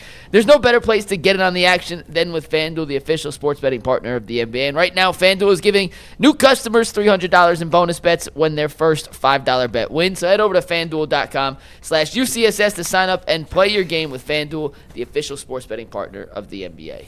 The Cavs lost to the Raptors last night. It happens. They were down What's the 7 Cavs' rotation record against players. good teams, Mike, this year? I'll look that up in a sec. Okay. The Raptors have won 8 in a row. They're second in the East. Just like the Hawks gave the Cavs mismatches and nightmares in terms of the matchup, the Raptors are built in that same mold. Weird matchup. But I want you guys to see this. If anyone didn't watch, Steve, you could take this graphic here full. This is the total field goal attempts in the game for some of the Cavs players. Donovan Mitchell, 6 of 20. Lonzo Ball went 3 of 15, 2 of 12 from 3. That was not good. Jalen Tyson was 6 of 9. Tyrese Proctor was 2 of 9. Naquan Tomlin was 6 of 8. Why did I list those guys above Evan Mobley on this list? Because they all took more field goal That was attempts than crazy. Evan Mobley. Evan Mobley was 5 of 6 entering the fourth quarter. Yeah. Donovan could not find his shot. It felt like the perfect opportunity to Evan to step up and be a focal point of the offense down the stretch because from a skill and size standpoint, he is kind of the one mismatch to how Toronto tries to guard. And instead of stepping up in the moment, Evan ended up taking one field goal attempt in the fourth quarter and was essentially non-existent. The loss is whatever. Why is Lonzo Ball shooting the ball so much? He can't make a shot. What is last happening? In particular, in general. No, he can't. What did he miss his Well, last 12 shots? Last night he made some shots. He was 3 for 15. Well, he made 2 of his first He three. made 2 threes. Yeah, but then he lost, and he missed every shot the rest of the game. To be fair, after the second quarter, I didn't watch the rest of the game. Shout out to Peacock. I like their scoreboard. Dude, They do a great job I on the like podcast. everything about NBC Peacock. is the Dude, best, they man. are killing it with this NBA deal. Yeah. By the way, and their cameras are better. Yep. Wait a minute. Yeah, it looks sharper. No, it's been proven. Didn't Excuse they me. move that? Awful to, announcing did an article about Didn't it. they move like NBC stuff back to like regular YouTube TV? Like, if it's on Yeah. Peacock, like you can also just watch it on NBC. Oh, on I don't. YouTube? Yes, it was on Oh, I KY. didn't It's on realize that. It was KYC. on the big three. Like I was watching it on Peacock, but Yeah, but it was on Channel 3, It's on Okay. Channel 3, which is cool. yeah, it's For like a awesome. weeknight game Yeah, to be on like absolutely. 3, 5, or 8, it never happens. See, But too many of these guys taking shots. By the way, you miss your guy Ty Jerome right now. You sold he I was miss your Ty guy. Jerome. You all sold him out. You all said he didn't matter, and now you miss him. Well, you know he hasn't played yet. Who cares? Of I'm- course he didn't play. here's the thing about What do you mean we sold him out? man Evan Mobley. And here's the problem with basketball I now. like the same thing. I just went on this rant last week. The problem is we always is trying to project these leaps, man. Like, bro, some people's game don't be like that. Sometimes it's called he was never like that. Like sometimes, like he didn't. If you wasn't like that in high school, college, JUCO, junior high, why you think you're gonna get to the highest level and be like that? Like to me, still. This is the problem with Evan Mobley. I could tell you every great scorer. I could tell you every great scorer, and I could tell you where they get their money off at.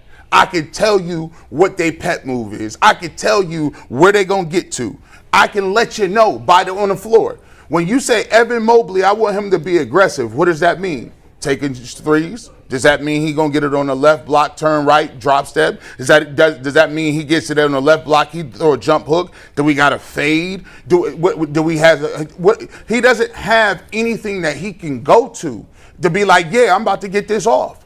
And he's not extremely athletic. Like he's not gonna just, he's not DeAndre Jordan where he's 7 foot and I'm jumping out the gym. He's not. And even when you talk about defensively, yes, he's good defensively, but he's not changing the game like no Wemby or nothing. Yeah. It's like, yes, Nobody does it like Wemby. he's good. Yeah. He's good. Yes, he's good. Good, not great. You know But what? he's not great. You know what? I've It is what come it to is. the realization. He's not great. That I'm an NBA expert? Sure. we are sponsored by who's sponsored today? FanDuel? FanDuel. Yeah. So FanDuel has this section, right? When you betting on the games, it's called PAR, points, assists, rebounds. The new hashtag is Fade Mobley's PAR. Every PAR, time. fade the You're PAR. gonna hit it every time. He's never gonna go over. Dude, Never. what I don't understand is Never. You're- He's never go. It's easy money. Yeah. Fade whatever him. his PAR is. He's not gonna go over. Mike, what I don't understand is this: you had 3 of your 5 best players out, which is a whole nother story for another day because that's a freaking joke. So you had Donovan and a bunch of slappies. Yeah. And for him not to be aggressive in that situation is pathetic. And it sums up him as a player. He's a good player. He's obviously an excellent defensive player. He'll never win a defensive MVP again unless Wemby gets hurt again, which although he's hurt again, so he'll probably He's keep hurt. getting hurt. And they're coming next week, and he's the one player I haven't seen in person that I'm dying to see in person. Who? Wemby. I don't know if saw he's him going to play be here in or person. be Oh, healthy really? when Not they here? come next week. I went to a game in San Antonio. Oh. In his rookie year, 23. We were down doing a UTSA game, and we went to Spurs Saw game. him. Fade Mobley. Apparently he's 3 inches taller than he was. He's not going to be year back now. by next week, right? I don't think so, which sucks. And that's just, I don't understand. You can't take 7 shots when you're the second best player on the team and the 3rd, 4th, and 5th best guys are not there. You know what happened? It's- You know what happened in this game? What happened? Remember I went on that rant last week about what the Cavs do when they play good teams? They get to the 4th quarter and it's just Donovan get the ball and get out the way. The same thing that happened. And Donovan stunk last night. You can literally not watch the game and know how it's going to go, especially when they're going up against a good opponent. You got the record against good opponents, Mike? No, I was invested in this conversation. And okay. I can look it up for you real quick. And my thing is, too, McNuggets, as a big, here's the thing. If your shot ain't falling or if you ain't got an offensive game, the thing that irks me about Jared Allen and Evan Mobley is they're not good enough rebounders for what they should. If you ain't going to give me 22 or 23 points and you got an off night, at least give me 15 points and give me 12, 13, 14 rebounds. 2-3 blocks, at least bring your energy or bring your helmet to the game, right? So, two things with Mobley real quick. One thing that's unacceptable is when he's not invested offensively, it feels like his energy defensively and on the glass also sputter. Like if you're not going to have a big score night, G, to your point, I need 12, 13 rebounds. I need you to be an absolute enforcer on the defensive end. When his offense isn't there, it feels like his overall energy levels dip. On the other hand, with Mobley's offense, he's put in a situation in two different roles right now, and he's basically being flip-flopped back and forth. Early in the year, those first 6 games, they said, hey, Ev, you're going to be the creator. You're going to be the facilitator. We're going to run offense through you. We're going to start you higher up. You're going to be the focal point. We're going to see if you can beat guys off the dribble. We're going to see what you can do. We understand it's going to be a process. There'll be some growing pains, but we want to see if you have that capability, right? And those 6 games didn't go great. DG comes back. They kind of pull back the reins, put him back into this third scoring option, catch the ball, go downhill, which is where he thrived in last year. But imagine being told all offseason, this is your team. We need you to take that leap. We're going to play through you. We want to see what you can do. And then 6 games in, it kind of gets pulled back. It feels like he has lost some confidence. And you guys know as 3 former athletes, and really 4 if you count Bulls Little League accomplishments, which do absolutely count. Thank you for that, by the way. Confidence is half the battle with some of this stuff. And for a guy like Evan, who we've all said isn't that aggressive and assertive and vocal and demonstrative already, you can't have a lacking confidence Evan to get the best results. And last night, it's not the first time that he's been MIA in a fourth quarter.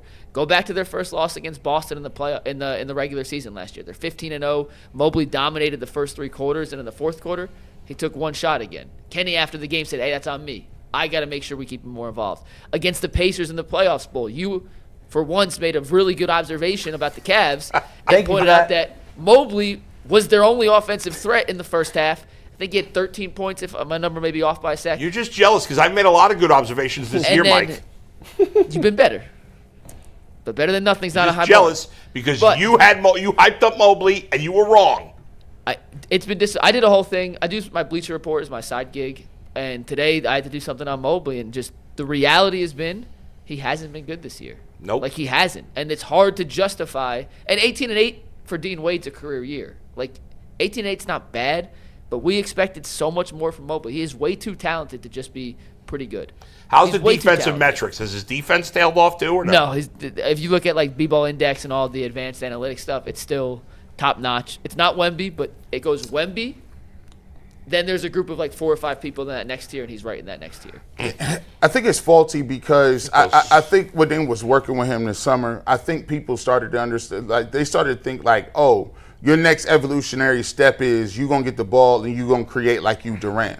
He doesn't his handle ain't. He's not Durant. He's not Durant. His handle ain't tight enough to be having the ball at the top of the key looking to take somebody off the dribble. He put the ball down 3 times. They're going to take that. I feel like he's going to turn the ball over every time he dribbles more than twice. And guess what? Give him the ball where, yay, you're going to have 2 dribbles instead of the defense looking at you and guards helping off on you and taking the ball. How's about getting him the ball in certain spots? Put it to you like this. If you watch that game, you know who gets to his spots? Brandon Ingram. Ingram gets to his spots, and he's a stone-cold assassin. Mid-range, he ain't that fast, but he gets right where he needs to be, and that mid-range jumper is money. What is his pet move? If you give him the ball at the elbow and say, Evan, move. Evan, listen, we're going to work on your footwork. He's just not a fluid athlete. He's not a fluid. He's clumsy is a good way to doppy, clumsy. I haven't used that word in a while. What gets me so infuriated is I always think Evan's going to play his best against Toronto because he's going up against Scottie Barnes. and Scottie Barnes beat him for that Rookie of the Year, and it still bothers me. It bothers me more than it bothers him, man. The fact that Scottie Barnes outduels him again because he's more. I just don't understand. Mobley won the first battle between the two. Barnes won the last two. Understand. Y'all play basketball, Scottie right? Barnes is not that good to me. I don't care what nobody says. Y'all play basketball and y'all play football. When you was a football player in high school and you was playing basketball, you always felt like if you played just a hooper, you had the advantage because you were innately more physical. You wasn't scared of contact. You can move. You can rough it up a little bit. Scottie Barnes is built different than Evan Mobley, and he's a less talented guy. But guess what? He's physical. He's bigger. No way he had 18 in him. But it's like it's just like Mobley. Like when he gets guys that is bigger in stature, it's just like he gets his little stuff nullified. They're like, no. I seen Kevin Durant switch on him, and Durant be like, "You're not posting me up." Mike, would you trade Mobley for Barnes right now? I don't like Scottie Barnes. I hate his game. That's what I hate. And I hate Scottie Barnes. I don't like his baby fro. I've been consistent. I just don't like his game, so I would not. Is Evan better at anything besides defense? Better shooter. He is? You sure? Scottie Barnes can't shoot the same. He's way more skilled than Scottie Barnes. Barnes is shooting 40% from three this year, my friend. On what, like 1.5 attempts a game? I'll take a look for you. I didn't even know Brandon Ingram had 30. He's shooting 40% from three, taking 3.3 threes per game. He's killing. Yeah, I don't buy that sticks up. But No, I wouldn't take Barnes. I wouldn't take Barnes But either. But look who leapfrogged him though. Chet Holmgren leapfrogged him. Holmgren's better right now. Sengun better than him right now. Yeah. Would you take Wagner over him? They all in the same draft class. Mo Wagner. The other Wagner. I'll take any Wagners.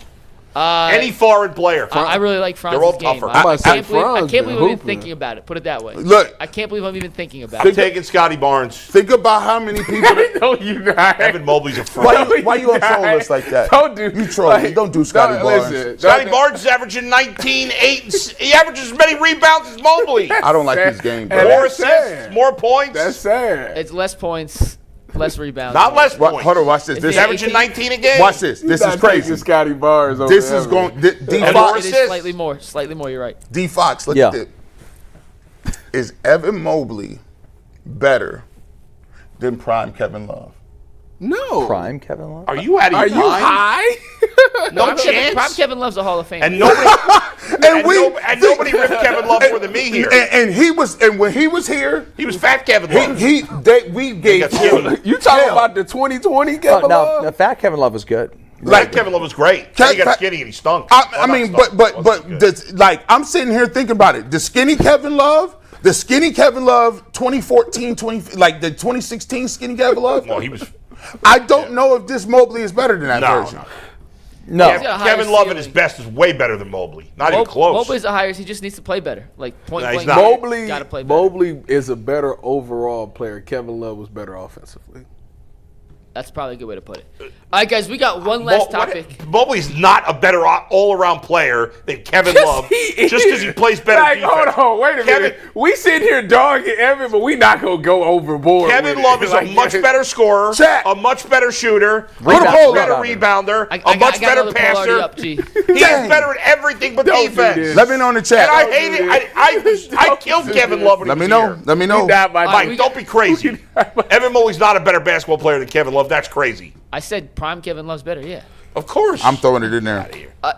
Yeah, G, put in there. We have another poll running for this next topic, which I cannot believe we have to discuss, but we genuinely do. Oh, my It's God. brought to us by a Home Rod would be Builders screaming at Association. Mobley every 10 seconds. Gift big this year with the Home for the Holidays raffle. You have a chance to win a soft beautiful ass. new custom home or a cash prize this holiday season and help make wishes come true for Make-A-Wish kids with critical illnesses. Raffle proceeds benefit Make-A-Wish OKI, which has granted over 22,000 wishes to children facing critical illnesses across Ohio, Kentucky, and Indiana since 1983. This year's house is a custom-built ranch by Petros Homes with 3 bedrooms, 2.5 baths, and a 3-car garage. It also includes some amazing features like a great room, an unbelievable kitchen, and a mud room. One lucky winner will be announced on December 24th, so get your $100 ticket now. Just visit homefortheholidays.org to buy your tickets. That's homefortheholidays.org. Terms and conditions apply.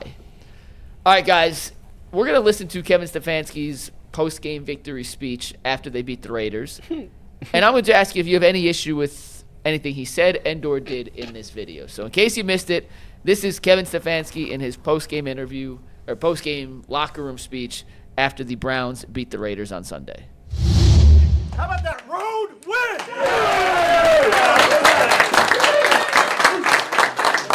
Stayed resilient together like I told you we needed to, right? Stay resilient together, and we fought together. How about Gage's big punt return on special teams? How about Corey, every single time you're out there pinning those guys doing your job? Great job.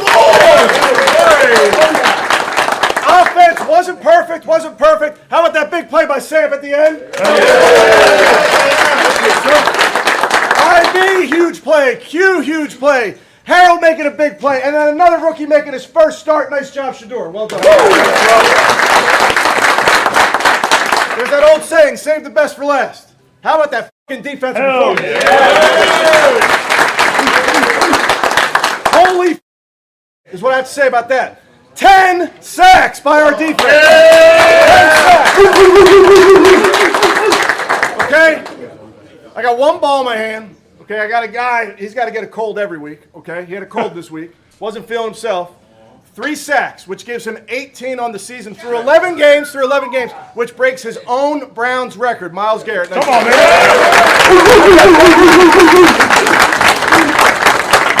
So I'll see you guys in tomorrow. Hey, I'll see you Wednesday! In the world. Yeah, see you Wednesday. Besides, That's the best. Guys, get you some treatment. See you Wednesday. You guys better. the only beef I have with Kevin Stefanski is that he's like awkward. He's like, no press. Oh, Wednesday. Like he's trying to be funny, but he doesn't deliver it nicely. So you have no issue with Coach Stefanski not giving a game ball to Shedeur Sanders, which once again I cannot believe I am asking, but that is taking legs of its own on social media. Yeah, and people are very upset. I know Ocho Cinco and Shannon made a big deal about it. Anybody have a beef with it? No, I don't have a beef. By the way, like Dylan Gabriel didn't get a game ball after his first win. Hey, man, everybody don't get game balls. It's hard to get a game It's ball. hard as hell. They don't hand them out like candy, bro. They don't. You ain't getting, like, sometimes, bro, I told you. They didn't even mention my coaches walked past me for a whole year. What's up, coach? Man, you better bring that card up here. That's just, like, I think that's the way football locker rooms be working, man. Like, you ain't just gonna get especially as a rookie. It's hard. Yeah. Now, maybe if he were the number 1 overall pick and you know this guy's going to be the quarterback for a decade, like it's his first win, maybe he gets a game ball. But I don't know. And then Myles is having an unbelievable year, 3 sacks, like. If he had played the game, if he had thrown for 350 and 3 touchdowns, he would have gotten a game ball. Game-winning drive. Yeah. Something like that. I get it, but no, he mentions him, and people also didn't like the way he was mentioned. They thought he said it. I think Kevin Stefanski was trying to. That's what, like he did at the end with like, we're going to practice on Monday. No, Wednesday. I think he was kind of doing the same thing with Shedeur there. He's like, and another rookie got his first shot. Shedeur, good job. Kevin's like kind of presents it like a cheese ball. He's kind of like an awkward. He's awkward leader. Yeah. But people turn that into he's didn't want to really congratulate him. Ocho Cinco said on the podcast that like Stefanski has it out for Shedeur or we something. have the clip if you guys want to play listen. it. It's about 2 minutes, so take a listen. This is the Nightcap Podcast. Ocho Cinco and Shannon Sharp. So hold on. A guy making his first start. A guy that you didn't really want to start. A guy that you didn't even want in your organization. Right. And that's all he get. Great job. Well, he don't get no game ball? Nah, he don't get no game ball, Unc. That wasn't his pick. That's not what they want. They don't want him to succeed. You know that. That's no disrespect. The owner told you to himself. Even the head coach's guy is Dylan Gabriel. We all understand that. Listen, didn't Shedeur make history tonight? Yes. First Browns quarterback as a rookie to start and win after what? Since what? 17. I mean, you got to think about it, Ocho. They've had 42 starting quarterbacks since 1999. Right. No quarterback making his first start. Yeah. The last 17 have said we didn't get it. They didn't get it done. Yeah. Listen. That ain't worth the game ball, Ocho. It's clear as day now. It's clear as day. Like, I mean, we've been going back and forth about this over and over, nitpicking here and there. And people say, oh, they hate, they're not hating. Oh, Dylan Gabriel. Listen, all that, we know what the play is. The writing is on the wall. It's always been on the wall. When the owner came out and said what he said about this not being my pick, This is brother Drew Berry, right? Is that how you say his name? Andrew Berry. Andrew Berry, excuse me. Andrew Berry, it was his pick. It was his idea. I mean, we know what it is. You know, the odds are stacked against you. When the opportunity presents itself, he has to go out there and do what he did. I don't get it. Ocho, sometimes you gotta, like Coach used to tell him, sometimes I gotta fool him. Sometimes you gotta lie to your team. Yeah. Even if you don't like Shedeur, even if you want Dylan Gabriel, you won't commit. I get all that, and I get the semantics. I get the scheme of it, Ocho. Right. I want them to prepare for both, knowing damn well Dylan Gabriel ain't gonna see that field anytime soon. I get all of that. Right. But this notion that this thing is even close, this notion that this was just a whole hum performance. Right. The guy got no snaps with the guys that he played with today until Wednesday of last week. Yeah. And he does that on the road in a hostile environment. And all you got for him is that. Go ahead, guys. I mean, I see it both ways. I mean, is his performance worthy of a game ball? Statistically, no. But when you bring in the fact that a first rookie to win since '95, that is a big-time accomplishment. Now, to me, the way I look at it is ultimately they could have gave him a game ball easily. Boom, here, take a game ball. However, I think that, I don't know, maybe they just look at his potential as much more than that. Like, that was good, but if you go back and you nitpick and look at some of the stuff, obviously there's going to be some mistakes and some things that he missed in that. But I think overall, yes, he got the win. Yes, he should have got a game ball. However, if he goes out and beats San Fran, that's way more worthier than the game ball than anything. So I don't have a problem with him not getting the game ball. I like that. I'm still on the whole, like, the narrative thing about. Oh, this narrative is stupid. I like the whole, like, the Browns don't like him or like nobody. Ocho's saying Stefanski wants him to do poorly. That doesn't make any sense. Like, I don't understand why somebody would jeopardize their own career because they don't like somebody. And again, we've talked about it. Shedeur is a very likable guy. Everybody in the locker room likes Shedeur. Like, it is what it is. And I just don't understand why they think that somebody can. If Kevin is actually spending time with him before practice and after practice to go over, even when he wasn't starting. Like, once I heard that, I said, oh, well, then this narrative is dead. Like, Tyvis, those guys played 30 years in the league. They know these things. I know. They know the backup quarterback doesn't get. I don't understand what they're doing here. I think they know better. It's because of the whole thing is just odd. Like, the fact that I'm gonna tell you why this is the problem. This is where the whole issue, and it's all Kevin's fault. he his lack of communication. He needed to come out. He just need to come out and just own this part. And G alluded to it a long time ago. The moment he said that this was an open competition, that's it. That messed up everything. Why does that comment make sense? Why did does he actually say it? I can't remember now. He did. Okay. When he said that messed up everything. He should have never said that. That was stupid. Because when you say it's an open competition, that means all four guys get reps with the one. That was the biggest When you said that's why everybody got every scenario. Oh, they're against him. He ain't getting no reps with the ones. That's odd. Or he not getting no reps ever. That's odd. But if he would have just said, no, we just going to treat it accordingly. Like, I don't think this wouldn't be a thing because everybody would be like, oh, he's a fifth-round pick. It would still be a thing, but not as big as it is. He's a fifth-round pick. He hasn't, you got to work your way up to being with the ones and all of those things. But that one comment is the reason why we keep getting this right here. Look, man, listen, everybody know how. Listen, I'm one of the biggest Shedeur Sanders supporters in the game. You already know where I stand at. You already know. You think so? You already. We've been doing this since May. We know. But here's the thing, though. I've always been saying this. At some point in time, it's bigger than that. I don't care nothing about no game balls. We are where at the precipice of what we want. You the starting quarterback. You the starting quarterback, one of 32 in the world right now. We looking at bigger fish to fry than these stupid game balls. Like, yeah, they could have gave him a game ball. You know what I want bigger than that? I want a win against the 49ers. You want to know what I want bigger than that? I want you to come out here and outdo the dude that was number one. You know what I want bigger than that? I want you to show these folks that you can come out here and win this job, and we're going to use these picks on linemen and receivers.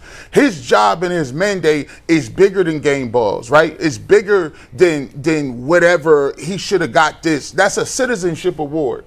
Man, I want him to be as good as Josh Allen or Joe Burrow or Lamar Jackson. Don't care nothing about no game balls because that's where, yeah, I understand the energy level because when you pushing and you pushing and you pushing and you just want the opportunity, and a lot of people just say, yo, I just want the opportunity for him to show what he can do. And when you finally get it, you're like, yeah, I told you he was going to be able to do what he was going to do. But there's no I told you so's yet. Yeah, no. And why is there going to be a I told you so? Because if you're a Browns fan, we should all want him to do well. We want him to cook. And so, Dustin, like like I said before, like they're like, man, we're gonna do the victory lap. I'm like, man, listen, listen, that's light. We on to the 49ers. If you mess with Shedeur Sanders and you a Shedeur Sanders fan, you got to take the same energy he got. And you know what he said? Hey, man, listen, I got the opportunity. I'm in here now. I'm going to show y'all that I'm the guy y'all wanted. Not give me a game ball today. If you think Shedeur Sanders, if you think you get a victory lap now, then you don't think Shedeur Sanders is as good as you think he is. Because if you think that's a win, that's light. That's nothing. This is light. If he's as good as you think he is, he's got to play way better than that. And he may. And I think he's way capable. Right. He's not even satisfied with what he's doing. There's no victory laps after 1.5 games for any quarterback. Well, ever. This is off of just 1 week of practice. That's what I'm saying. Like that's the energy we like. He like, this just the 1 week. This is light. And again, I want to like. A lot of the times, people just think that, coaches just know everything. I wonder if Kevin is aware that this is the first win since '95. He's aware. He know that. You think that? Oh, yeah. You think he knew that in the moment? Yes. I think that Peter makes him aware of all kinds of big things like that. And he should have gave him a game ball? Well, okay. Is it possible if he was aware that he was told between the locker room speech and the press conference by Peter? I think he probably knew going into the game. Okay. I mean, how do you not know that? Yeah. Mike, go ahead. We got to go to. You got a final thought? So you know what I like? I like competitive things, and you know what I like about it? I want Shedeur Sanders to say, "Good, you didn't give me no game ball this week. Watch me go out here this week, because I'm gonna add to that. I'm gonna get my team in a better position. I'm gonna make sure I make my throws. I'm gonna make sure that we get them points. There were some things that I'm gonna look at. Coach Prime said himself, go back and look at this tape and evaluate it, but they're not doing no jumping jacks. I don't need him to be upset at the coach thinking he got railroaded over a game ball. If he's worried about a game ball, that's what I'm saying. He ain't a quarterback.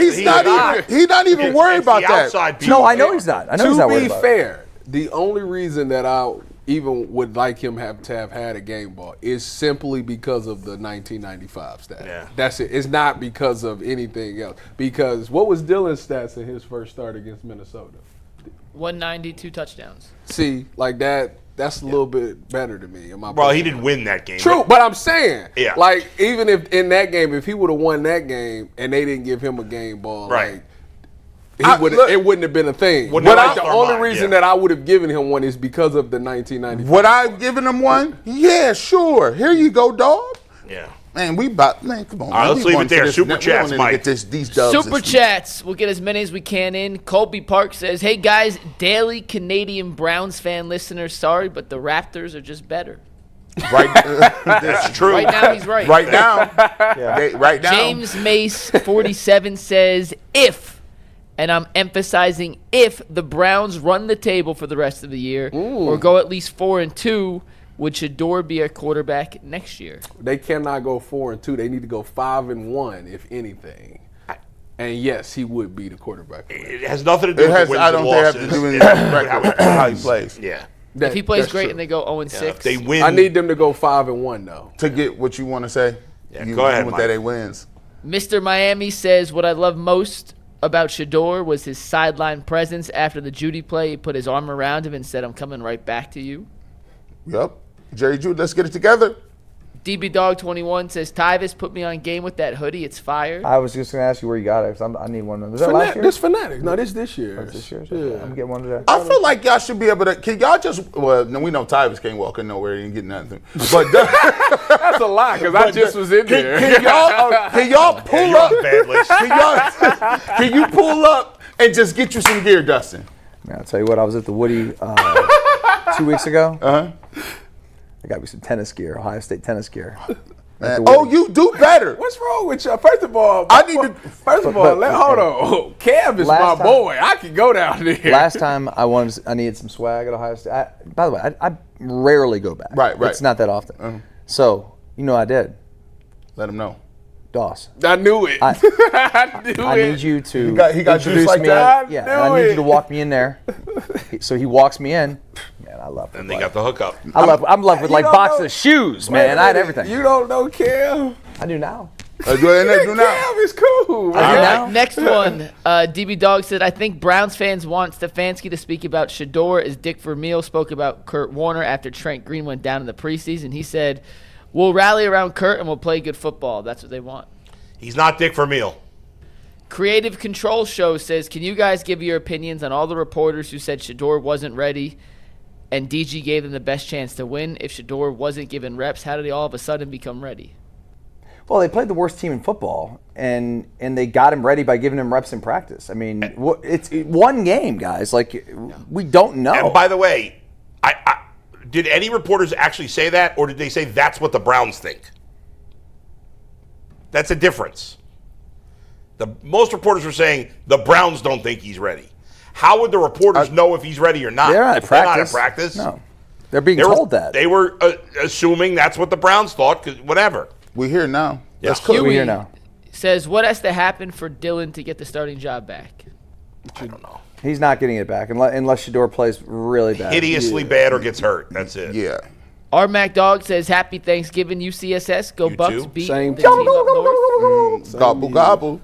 Topo says, in your opinion, who's more annoying, the Swifties or the Sandies? I don't listen. We don't deal with the Swift. Can I add another one into the entry? Oh, no. See, here you go. Nope. Next. Moving right along. Oh, you're hilarious. Moving right along. Alfonso XYZ said, let me shed light on the Judy fumble. It's a move where he slows down to freeze the defender, then turns on the burners to speed past them. The problem is he didn't feel the backside defender. It worked for him before in Denver. No excuse. Hey, man. You That stutter step. We know what that. Listen, you got to protect that ball all the time. You know. Those are the dance moves. Carrying that thing like a loaf of bread. Go ahead, Mike. Christopher Waite said Baker also won his first game. Ready, set, soul-free Baker did not win his first start. He did. He lost to the Raiders. He won the first game he played He in. came in, and then lost his start. But he had not started that game. Yeah. It's a technicality. I think that. Ready, whatever, set, soul-free says it was also the first road win after 14 or 15 losses. Yeah, it was. I asked It's y'all. 13, They ain't won since week 2 of last year on the road. That's They're a bad Jacksonville. football team. I hate to Ridiculous. tell you this. Jonathan 8-9. McGriff says 150 yards, 1 touchdown, 1 interception game ball. The hate is real. Who got that? I'm not sure. Dylan Gabriel got a ball like that or something? No. I don't think that was. Do we have proof that they've given out multiple game balls per game? No. I don't think Dylan Gabriel's not going to get. Gabriel did not get one after he beat In fact, when he won his first game, I don't think he got mentioned, and I don't even think Stefanski mentioned him. Lindsay Wade says, I think fans are more upset with the almost dismissive tone change when Stefanski mentioned Shedeur. Listen to the full playback. Go ahead. We did. We did. Sly says, Ross is a guest on this show. Yes, he is. Yes. Did I miss any else? Great super chat. Oh, James May said, didn't Ross say it would look a lot worse when Shedeur played? Say that one more time. Yeah, a couple. I don't know what he said. I don't remember exactly what he said. Something like that. You know what the best thing about it is? I just heard Joe Thomas say, you know what? I'm gonna give him an A. I heard Ross come on here and say that looked great. I heard Mary Kay come on and say, listen, man, we're not going back. Listen, we in the past. We talk about today and this week. The guy came on here and complimented him. Like, I don't understand why somebody's angry about It's human nature, boo. I don't know. It's human nature. You I know, know, I'm an angry person. You know, sometimes you get a little angry. I get angry. It's okay. I definitely do. But We got a watch party coming up we Wednesday. done, Make Mike? sure Watch you pull party it. Sunday. Watch parties coming up Live Sunday. Buckeye show, 6 Right? o'clock. Dustin and Tyvis are firing up the Ultimate Buckeye stream. Yeah. 6. We're going to talk a little Buckeye Wolverine preview in overtime. Man, we excited, And we need man. more from Evan Mobley. It's a heck of a week, man. Shout out to you. What about Evan Mobley? Cavs need more. Hey, by the way, zoom in on that. I need to see your watch. This watch, I got this out of the cleaners. The today, Cavs, man. the What is current that? Cavs are That's the that, best Cleveland team that I've That's that disliked. Invicta right there. In my That's that Invicta, 15 you know years what I'm here. saying? You know what I'm So, boy, you saying? need to get you a watch. Yeah, gotta get you get one. Get you a watch, We'll man. see you in It's not the overtime. same when you do this without the watch. Nah, your forearms is just in the way. Your forearms. See you in overtime. Peace.